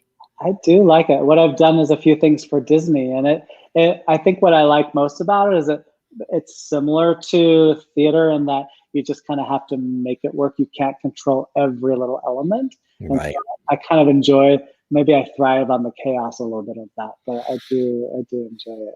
It's funny you say that. The chaos of it, exactly. It's somebody, I find myself, I'm somebody who, I don't love chaos, and I work all day long to try to prevent problems before they happen. But then when the chaos happens, first I say, what the hell? I did everything I could to prevent that from happening, and it still happened. But it's less dramatic than it could have been because we did some prevention. But then when the chaos happens, I actually thrive on it.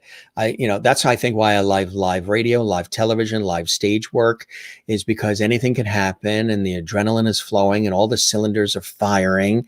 And it really can be, for some people, it can be very, very scary, and they just don't want any part of it. And they want everything scripted, teleprompter, rehearsed to the nines, and just, it's got to be that way. They don't have a real, live doesn't do it for them. But for me, live is really tough to top because of they're all depending on you, you're depending on you, and there's so many different things that are happening all at the same time that can go wrong, go awry, and you have to still step up and make it seem like, oh, that was supposed to happen. That thing that big that happened over there, that was supposed to happen. It's part of the whole thing. Yeah. Right? Mm-hmm. So you seem to thrive on that energy too, don't you, Jeff? I do. It's funny you say that, because I do the same thing. Like I always think about, well, these are the things that possibly could happen, but here's how we're going to prevent it. And so then when the thing finally happens, you're like, well, I avoided that, but I'm kind of prepared because I did think about it. So yeah, right. I always just expect the best, but prepare for the worst. Exactly right. Exactly right. And we've had these conversations with some other guests. Some talk about striving for perfection, which can be very, very difficult, because if you have any perfectionistic qualities, and I think a lot of people that are in these industries tend to, maybe even touch on OCD in certain ways. Probably everybody has a little of, which they use very well in the career, to try to get away from striving for perfection, because it doesn't really exist. So I have told actually a couple of friends in the industry, and even some of the guests here, I say maybe a different way to look at it, as opposed to saying, well, it's got to be perfect. It's got to be perfect, because that's a lot of burden, and that you're self-imposing and could be imposing on everybody around you. Yeah. Strive for excellence. Change the word. Get rid of the word perfection and striving for perfect, and say striving for excellence. Very similar result, but it is a lot more liberating to say striving for excellence as opposed to striving for perfect, because you will drive yourself nuts chasing perfect, right? Yeah, because I always see, like I was talking earlier about, seeing the little images in my head, which are perfect, right? But it's never going to be, because gravity, because a million things. And so you can't expect that. So I always think a lot, I love your wording, expect for excellence. I always just think, I'm going to do the very best I can with the tools in front of me, with the people in front of me, with whatever surroundings we have. I'm going to just create the best. And maybe it wasn't that how I saw it in my head, but it's going to be the very best it can possibly be. What are some of the things that continue to bring you great joy and blessing in your life, Jeff, that give you these opportunities, the sources of inspiration to continue visualizing and creating and daydreaming these wonderful projects and productions? And that's one thing I say that I hope never goes away. There's nothing wrong with daydreaming and fantasizing. I know we're living in a time where everything is raw and real and reality, but I think that when you take time to fantasize and daydream, those can be some of the most creative moments that you'll experience in the course of a day, right? Yeah, it's so true. And I think oftentimes, because I'll be just doing whatever I'm doing, whatever job I'm on, I've been so fortunate to have people come to me that maybe were in the cast that I was in. People, Michelle Ackerman, who was on a little earlier. She brought a project to me. She said, I've written the show, and it came to me through another Broadway producer. And she and I are now working on the creation of her musical. And I'm really, really blessed that I have a lot of people coming to me with, I've got this idea for a show, and that they, sort of bring it to me. And I love the opportunity to figure out how to craft, whether it's a musical or a new Irish dancing show, to find a way to, deliver it in some new and fresh way. So when you ask, what brings you joy, it's opportunities where people just say, I've got this idea. I maybe because I created an app and because I've been a creative soul, a lot of people come to me with ideas of things. I love the creative process. I love figuring stuff out and figuring how to deliver it to, the audience, if it's going to be in the theater, or to the New York City Public Hospital, if it's going to be PPE. I do love the challenge. I find there's something about, I love to solve a problem. I love to, if there's this thing that we can't figure out, I love just working it until you finally find a way through it. So I do get a lot of joy from those things. Figuring it out. And I like what one of our viewers said, which is really perfect. It's very similar to what we're talking about. Bruce says, dwell in possibility. Mm-hmm. I like that. Bruce, yeah. I like that. Dwell in possibility. That is a perfect way to describe what we're talking about here. When things really started taking off for you, when you went back home to where your old stomping grounds are, what was it like? What was the reception like? I imagine family and friends and others were like rooting you on and so proud and so excited to hear about some of these big city things that were happening to Jeff in New York. What was that like when you went back home and they were aware that you stuck with it? You didn't give up, you didn't give in, and you've made these things happen.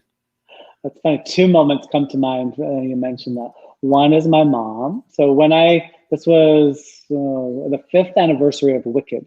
I was asked to be the associate director of a one-night event, which was celebrating Wicked's 5th anniversary. And what we did is we took Act 1 of Wicked, and we didn't use any of the scenes or songs that are actually in the show. We used all cut material from the show. We did all of Act 1, except for we did use Defying Gravity to end the show. And we did a one-night event of that. And Joy Behar from The View, she was Madame Morrible in that one-night show. And the next day on The View, Joy Behar thanked me by name. And my mother she was like, you have made it, Jeff. Joy Behar said your name on The View. And for me, that was just like another night of, the things that I've been doing. But it was like a clear marker in my mom's mind that you have made it. So that was one moment that came to mind. When I went home back to school, I went to Brigham Young University. That's where I studied.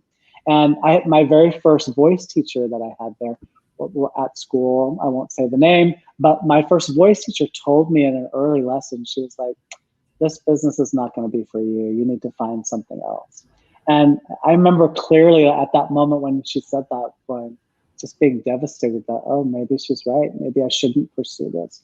And back to answer your question, when I went back to the school, of course, for years I had held on to that, her telling me that I was going to need a new career.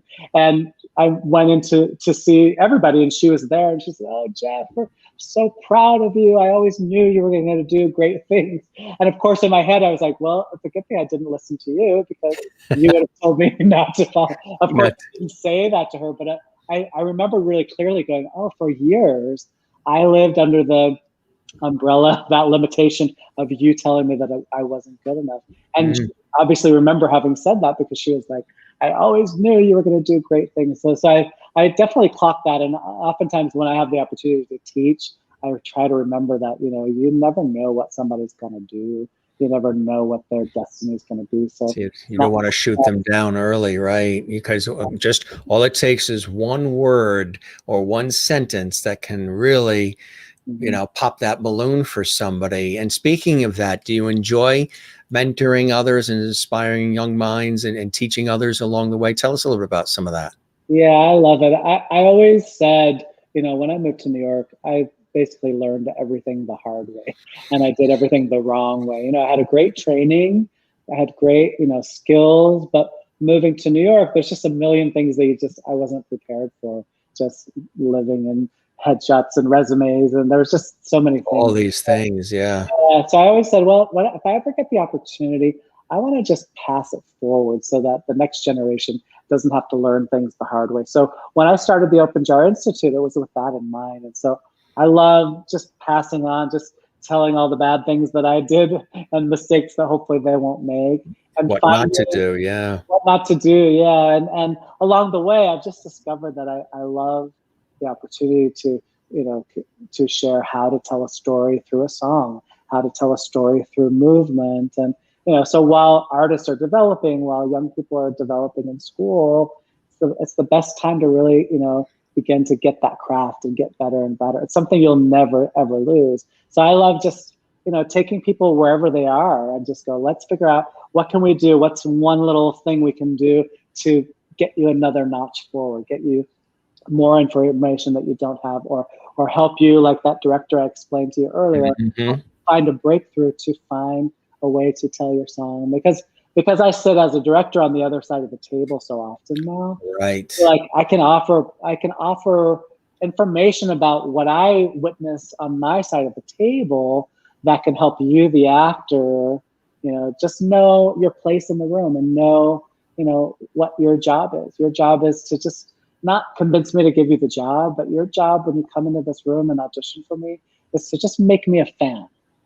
And I might not have a job for you that day or this show, but there's lots of people that I've like been fans of over the years because they came in and they sang and I was like, I really enjoy this person.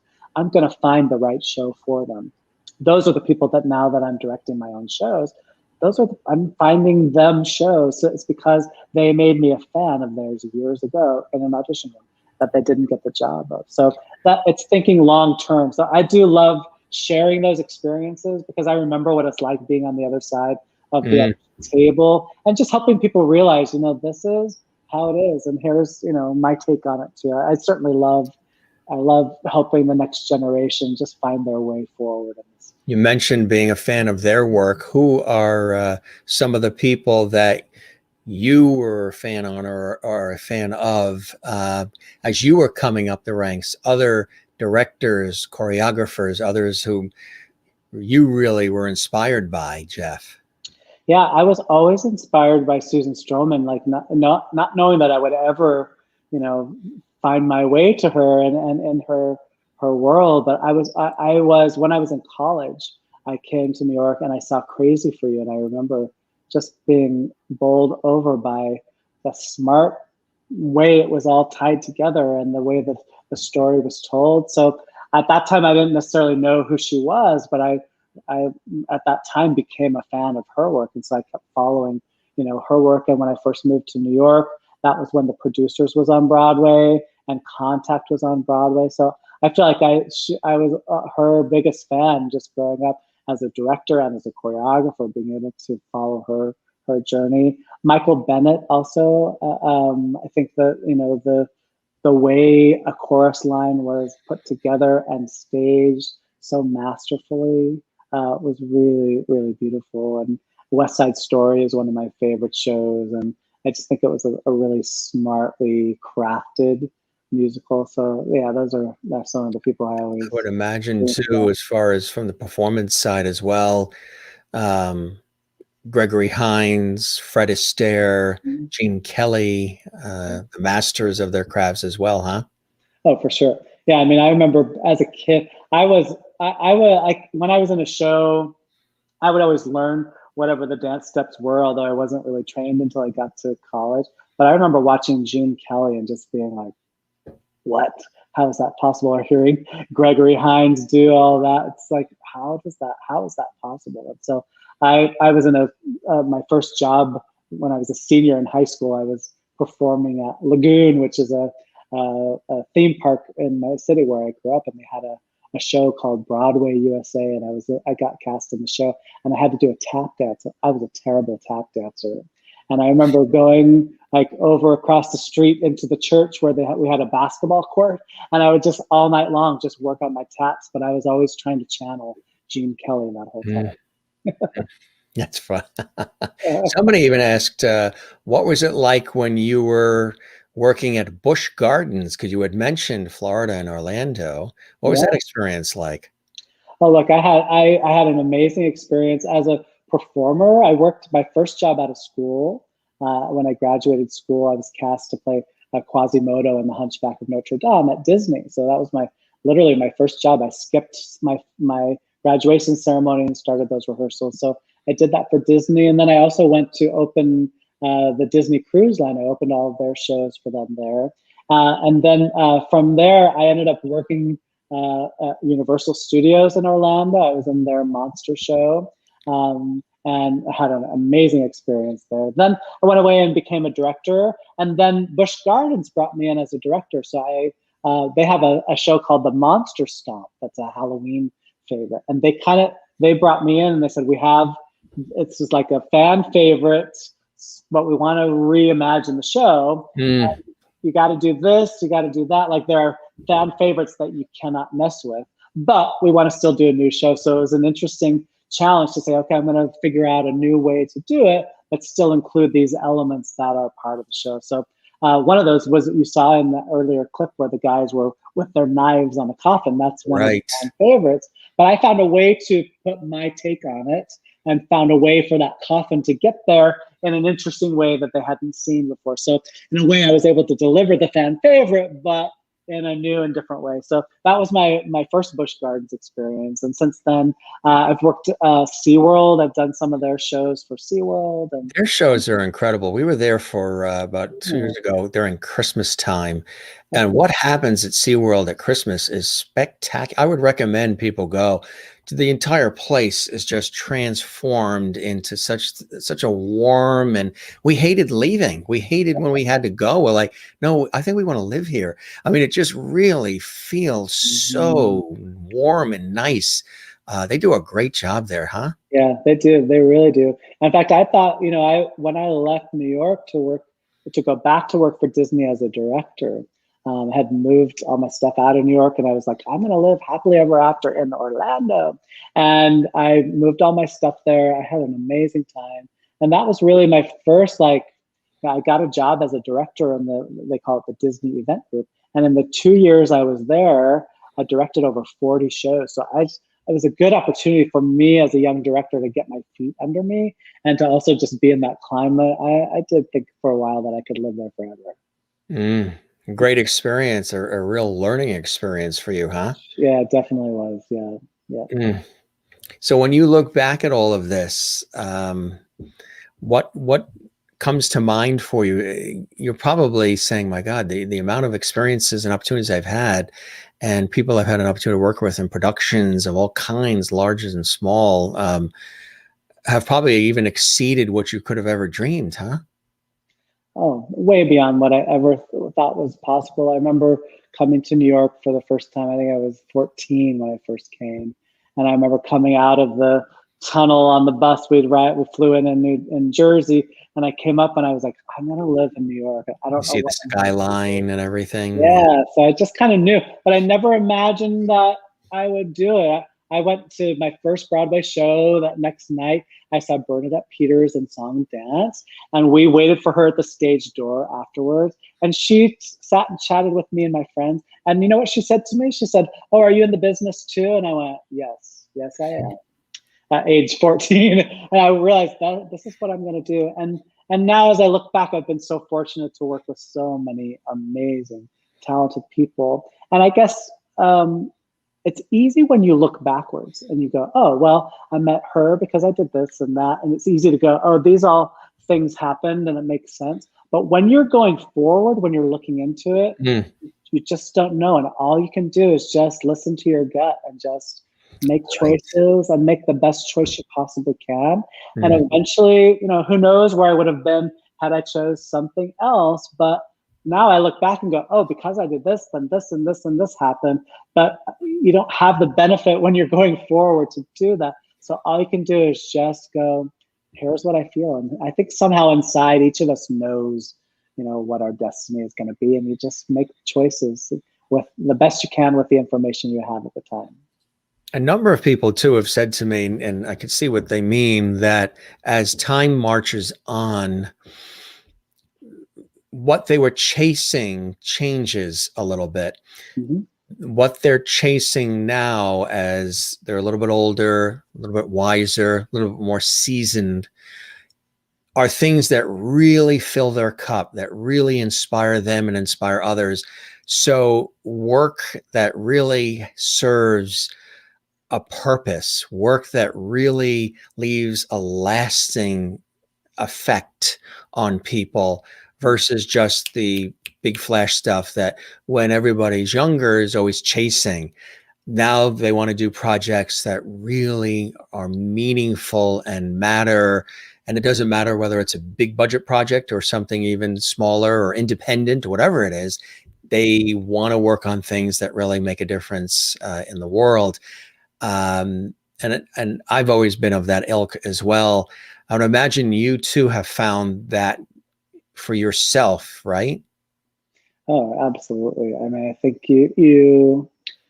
I remember back to going, I've got to get on Broadway. I need to do Broadway. And then I'm lucky enough that I have been able to work on Broadway. And, once you put those feathers in your cap, you realize, oh, it's another gig. It's an amazing gig, but it is another gig. And, then you do start to look for, what's the meaning? And now I'm lucky to get to choose stories that I really want to tell. And I don't live in the shadow of like, I got to get there. Now you just you have to do what you feel passionate about.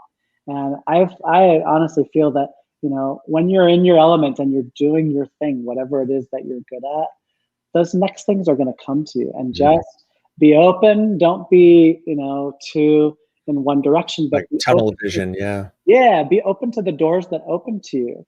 If it's not the door that you wanted to open, it might be okay to go through it. Who knows where that's going to lead you, as long as it's going sort of in the same direction that you thought it was going to go. You just never know where it's going to lead. So I think you do have to just trust your gut. I think back really actually to a moment in my career, I was offered 2 jobs at the same time. Lucky me. I was offered to play Baby John in West Side Story, and I was offered to play Peter Pan and Young Hercules on the Disney Cruise Line. And basically the offers came within days of each other. And so I was asking my friends, oh, what should I do? Like, I could open the Disney Cruise Line and play these cool Disney characters, or Baby John and West Side Story. And at that time, my friends were like, oh, it's obvious you're going to do West Side Story. It's coming to Broadway, so maybe this production will lead you to do that. And I was like, yes, that's right.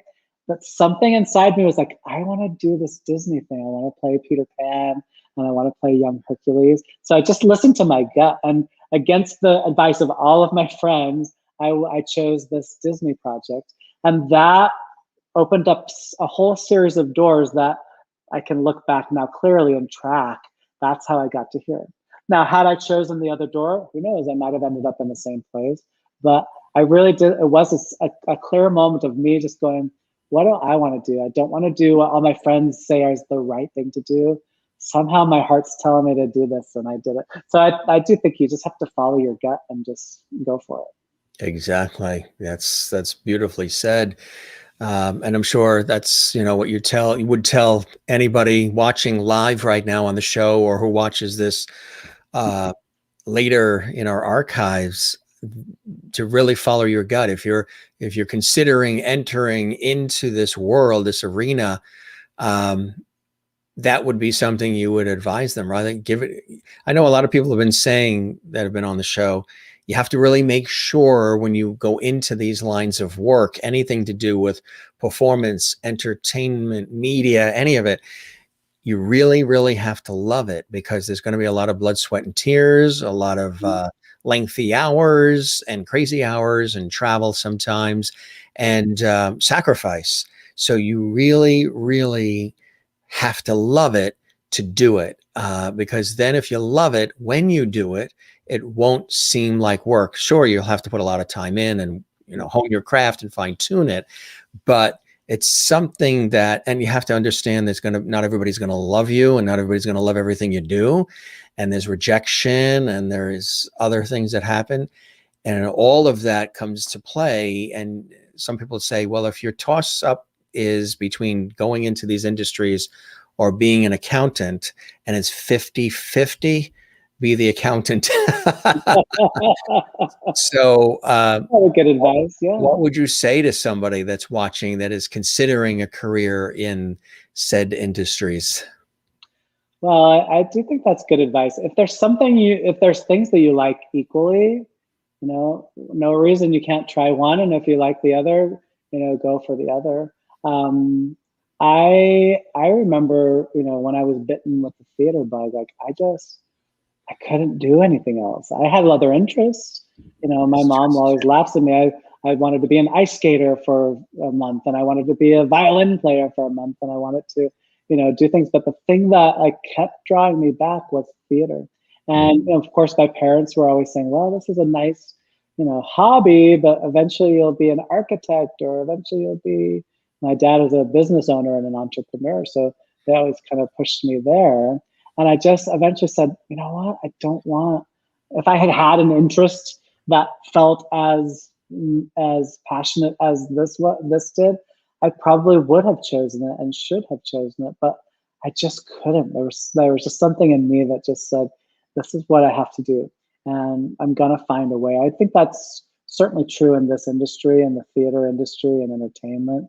It's a business of long term. It's not a, rarely does somebody just get discovered overnight and you find it, but you work hard and you make connection. And if you do your job and you do it well, somebody's going to notice it, and somebody's going to offer you another opportunity, and that will eventually lead to it. So I do agree that you should, if you like accounting, you could do it, but don't give up on the other thing. If the acting thing is your thing, if you don't get the first job, you should be willing to, if you want to do it, you spent 4 years of college doing it. Don't just spend a month in New York, and if you don't get a job within a month, don't give it up. I think you have to really listen carefully to your heart and make those choices. Tell us, the viewers always like to know sort of the Edward R. Murrow style I was telling you about. Was it person to person, where Edward would be on CBS, would be leaning back in his chair with his cigarette and the big screen. And then we are now visiting the home of Jerry Lewis and his family, or now we're visiting the home of Lucille Ball and Desi Arnaz. So we're visiting the home of Jeff Whiting. And tell us the room that you're in and some of the cool things that you are surrounded by there, Jeff.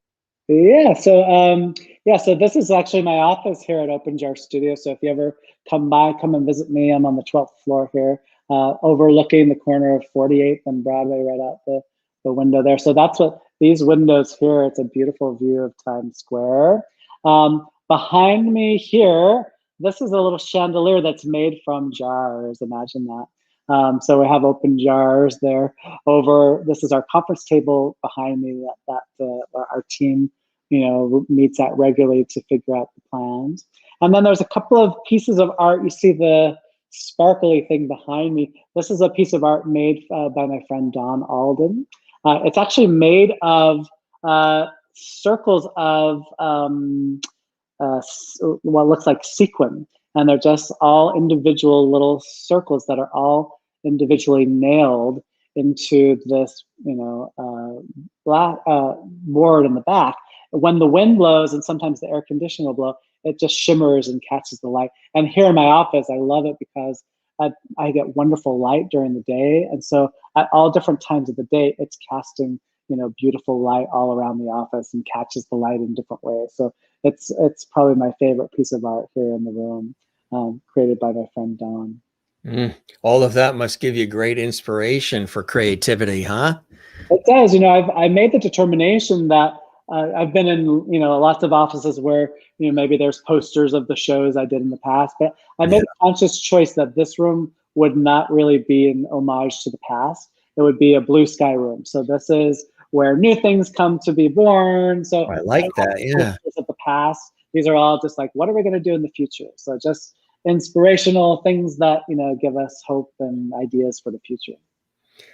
Well, this was really amazing, Jeff, and a really terrific episode and a great evening. And I know the viewers have thoroughly enjoyed it. They've been commenting throughout, and we appreciate all of our lovely viewers and new viewers joining us here on the Jim Master Show Live for being so enthusiastic. And Mona says she loves that painting behind you, also the windows. That is a great room, a Zen room.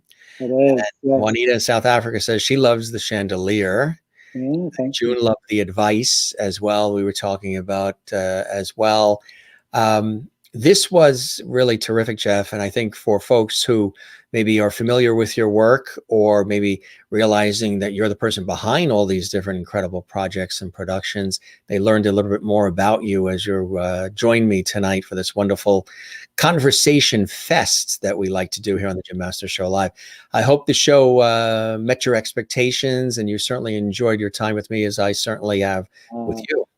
This has been amazing. Thank you so much for inviting me to be part of the Lovities. I feel honored, and so lovely to have a nice chat. Thank you so much. You as well, and you're welcome back anytime. Let's stay in touch, and hopefully we will break bread soon, maybe, and in the city or what have you, and get together in person. That would be really, really cool. I would look forward to that.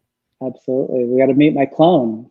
Yeah, that's right. And somebody else that was watching this evening that also gives his thumbs up, George Burns, tuning in tonight with his cigar and all. There he is. He's sort of my Ed McMahon, and he's always here. And you know what happens? I tell you, I don't know. He's got a little sneaky thing he does. Now, initially, I had this glass here, and this glass was pretty much full. But what happens, Jeff, I don't know how he does it.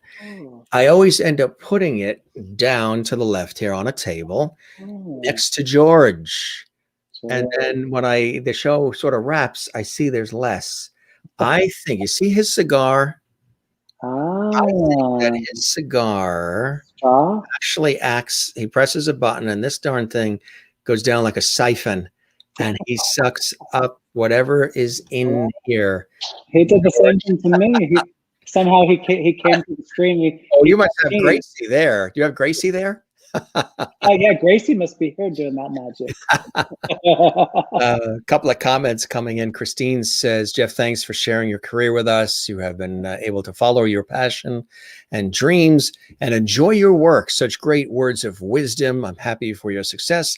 You're talented, kind, and wise. Those are the only people I want on my show. Talented, kind, and wise. That's the best kind, right? And funny. You have to laugh, right? You have to laugh. I love quick wit.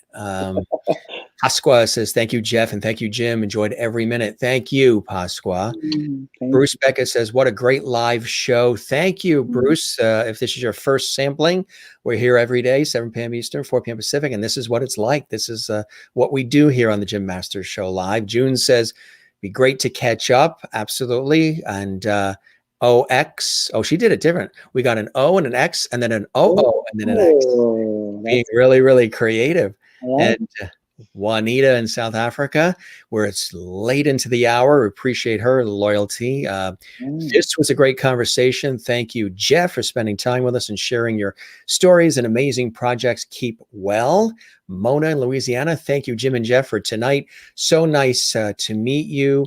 You surely enjoyed the show, and thanks for sharing your story with all of us. Maureen says, it's been fun getting to peek into your amazing career, and may it continue for many years to come. Be well, Jeff. And of course, from your mouth to God's ears, as always, right? And a couple more that came in here as well. And Wozniak says, thank you, Jim and Jeff, for an interesting, informative, and entertaining evening, saying good night to all. And Catherine Duclos says, thank you and good night, Jim and Jeff. Really beautiful comments from our lovely viewers here. And Jeff, this was terrific. I toast you. You're welcome back anytime. Spread the word about our show. We would love that. And it was a pleasure. It was a real pleasure. Thank you so much, Jim. You be well. Go stretch those legs, as I tell everybody. Because would you believe that we chatted for 2 hours and 10 minutes? Oh, that flew by. Wow. It doesn't feel like it, right? Everybody says that just doesn't feel, like we've chatted that long. It's just real comfortable. Thank you so much. Take care, Jim. Well, you keep striving for excellence. And it was a pleasure, my friend. Be well, stay safe, and we'll chat again soon, okay? Thank you so much. Take care. You're welcome. Have a good night, Jeff. You too. Bye-bye. A very special guest, choreographer, and in addition to being an award-winning choreographer, a wonderful director, and he's got his hands in so many other cool projects too, right? The Singer's Mask and the Broadway Relief Project and the Open Jar Studios, and unbelievable, really. A true talent and a great guy. And hope you guys enjoyed this episode of the Jim Masters Show Live. I want to let you know tomorrow we've got another amazing guest, somebody who's also award-winning. Tomorrow we're going to be welcoming award-winning historical fiction novelist and writer and author Kevin D. Miller. He is here live tomorrow on our show. Really, really looking forward to it.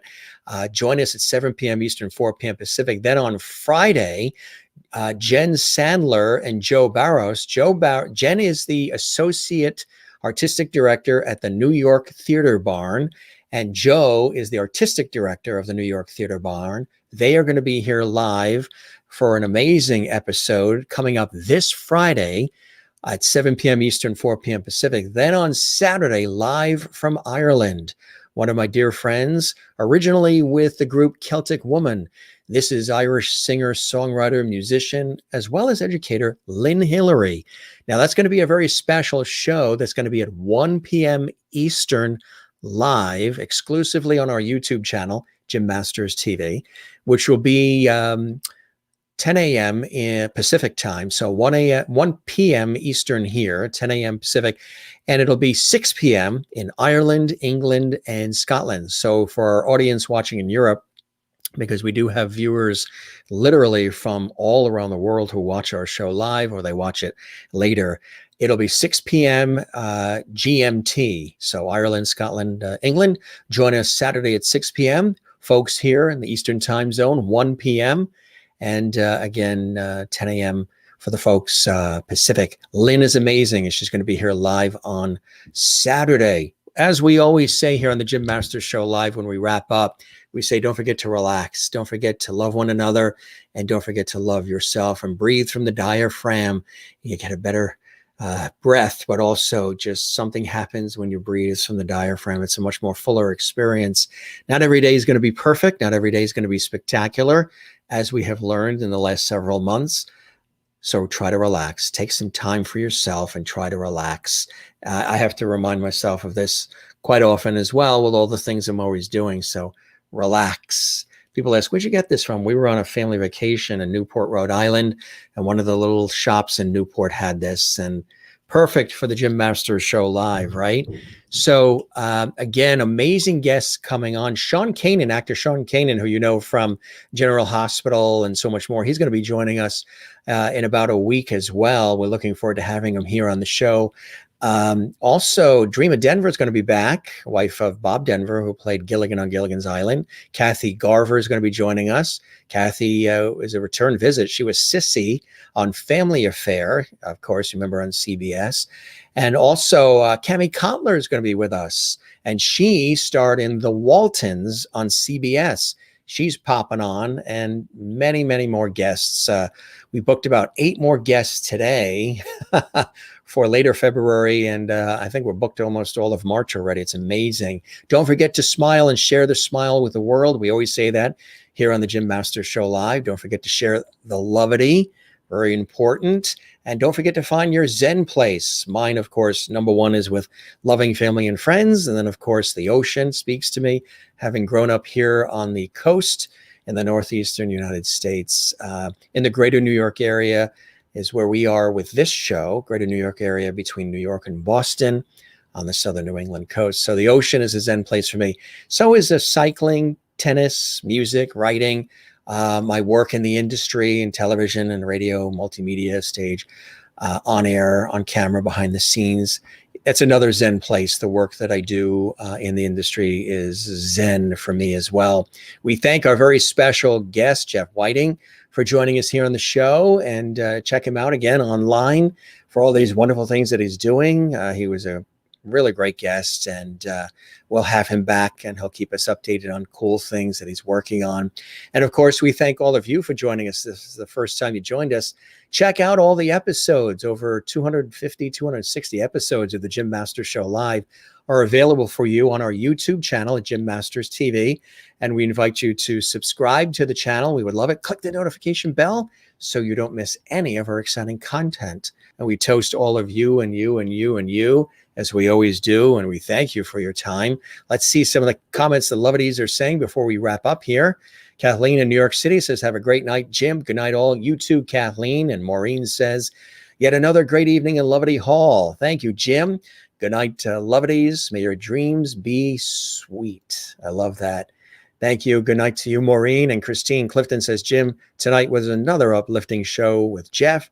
Thanks for all your behind-the-scenes work. Always great lineups. Good night, Jim and Lovedies. Thank you, Christine. I'm so glad you enjoy our series of shows on the Jim Masters Show Live. Mona in Louisiana. Thanks, Jim, and all the Lovedies. Truly enjoyed tonight. Stay safe. Hugs, love, and light. Good night, everyone. To you as well, Mona. Juanita in South Africa. Another great show, Jim. Enjoyed all of Jeff's amazing projects. And what a nice guy. Good night, everyone. Keep well. Jennifer is enjoying there in Allentown, Pennsylvania, having warm Campbell's chicken noodle soup. Yum. You can't go wrong with that. No matter what time of the day it is, you cannot go wrong with that. That's always something great.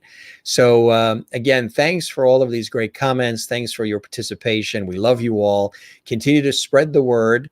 June says, talk tomorrow. Yes, absolutely. We sure will, my friend June. And Allie England, the wonderful actress as well, is watching from the Berkshires of Massachusetts. We say welcome and hope you're doing well, Allie. We love her. And she was a guest on our show as well. You can see that episode on our YouTube channel at Jim Masters TV. She said she'd be tuning in tonight live from the Berkshires of Western Massachusetts. So you guys are the best. Continue to spread the word. Tell everybody about our show. Follow me on Facebook at Jim Masters TV, Instagram and Twitter at Jim Masters TV, and YouTube at Jim Masters TV. We love that. And we hope you guys enjoyed this episode and you have a wonderful rest of your day. For those of you who are starting your day in Australia, New Zealand, places like that, we say good day. Everybody else, we say good afternoon, good evening. And this is your host, Jim Masters, thanking you for your time this time. Till next time, right here. We'll be here tomorrow night with wonderful historical fiction novelist and author Kevin D. Miller. He's all excited. He's been posting away on the internet, sharing the links and telling everybody he's really amazing. And he's going to be here tomorrow night live. It's going to be a fascinating show tomorrow. So join us then. Till then, for all of us, we love you all. Thanks for joining us on this episode of the Jim Masters Show Live. We shall see you tomorrow right here on the same Bat channel. Good night, everybody. We'll see you tomorrow. Bye-bye.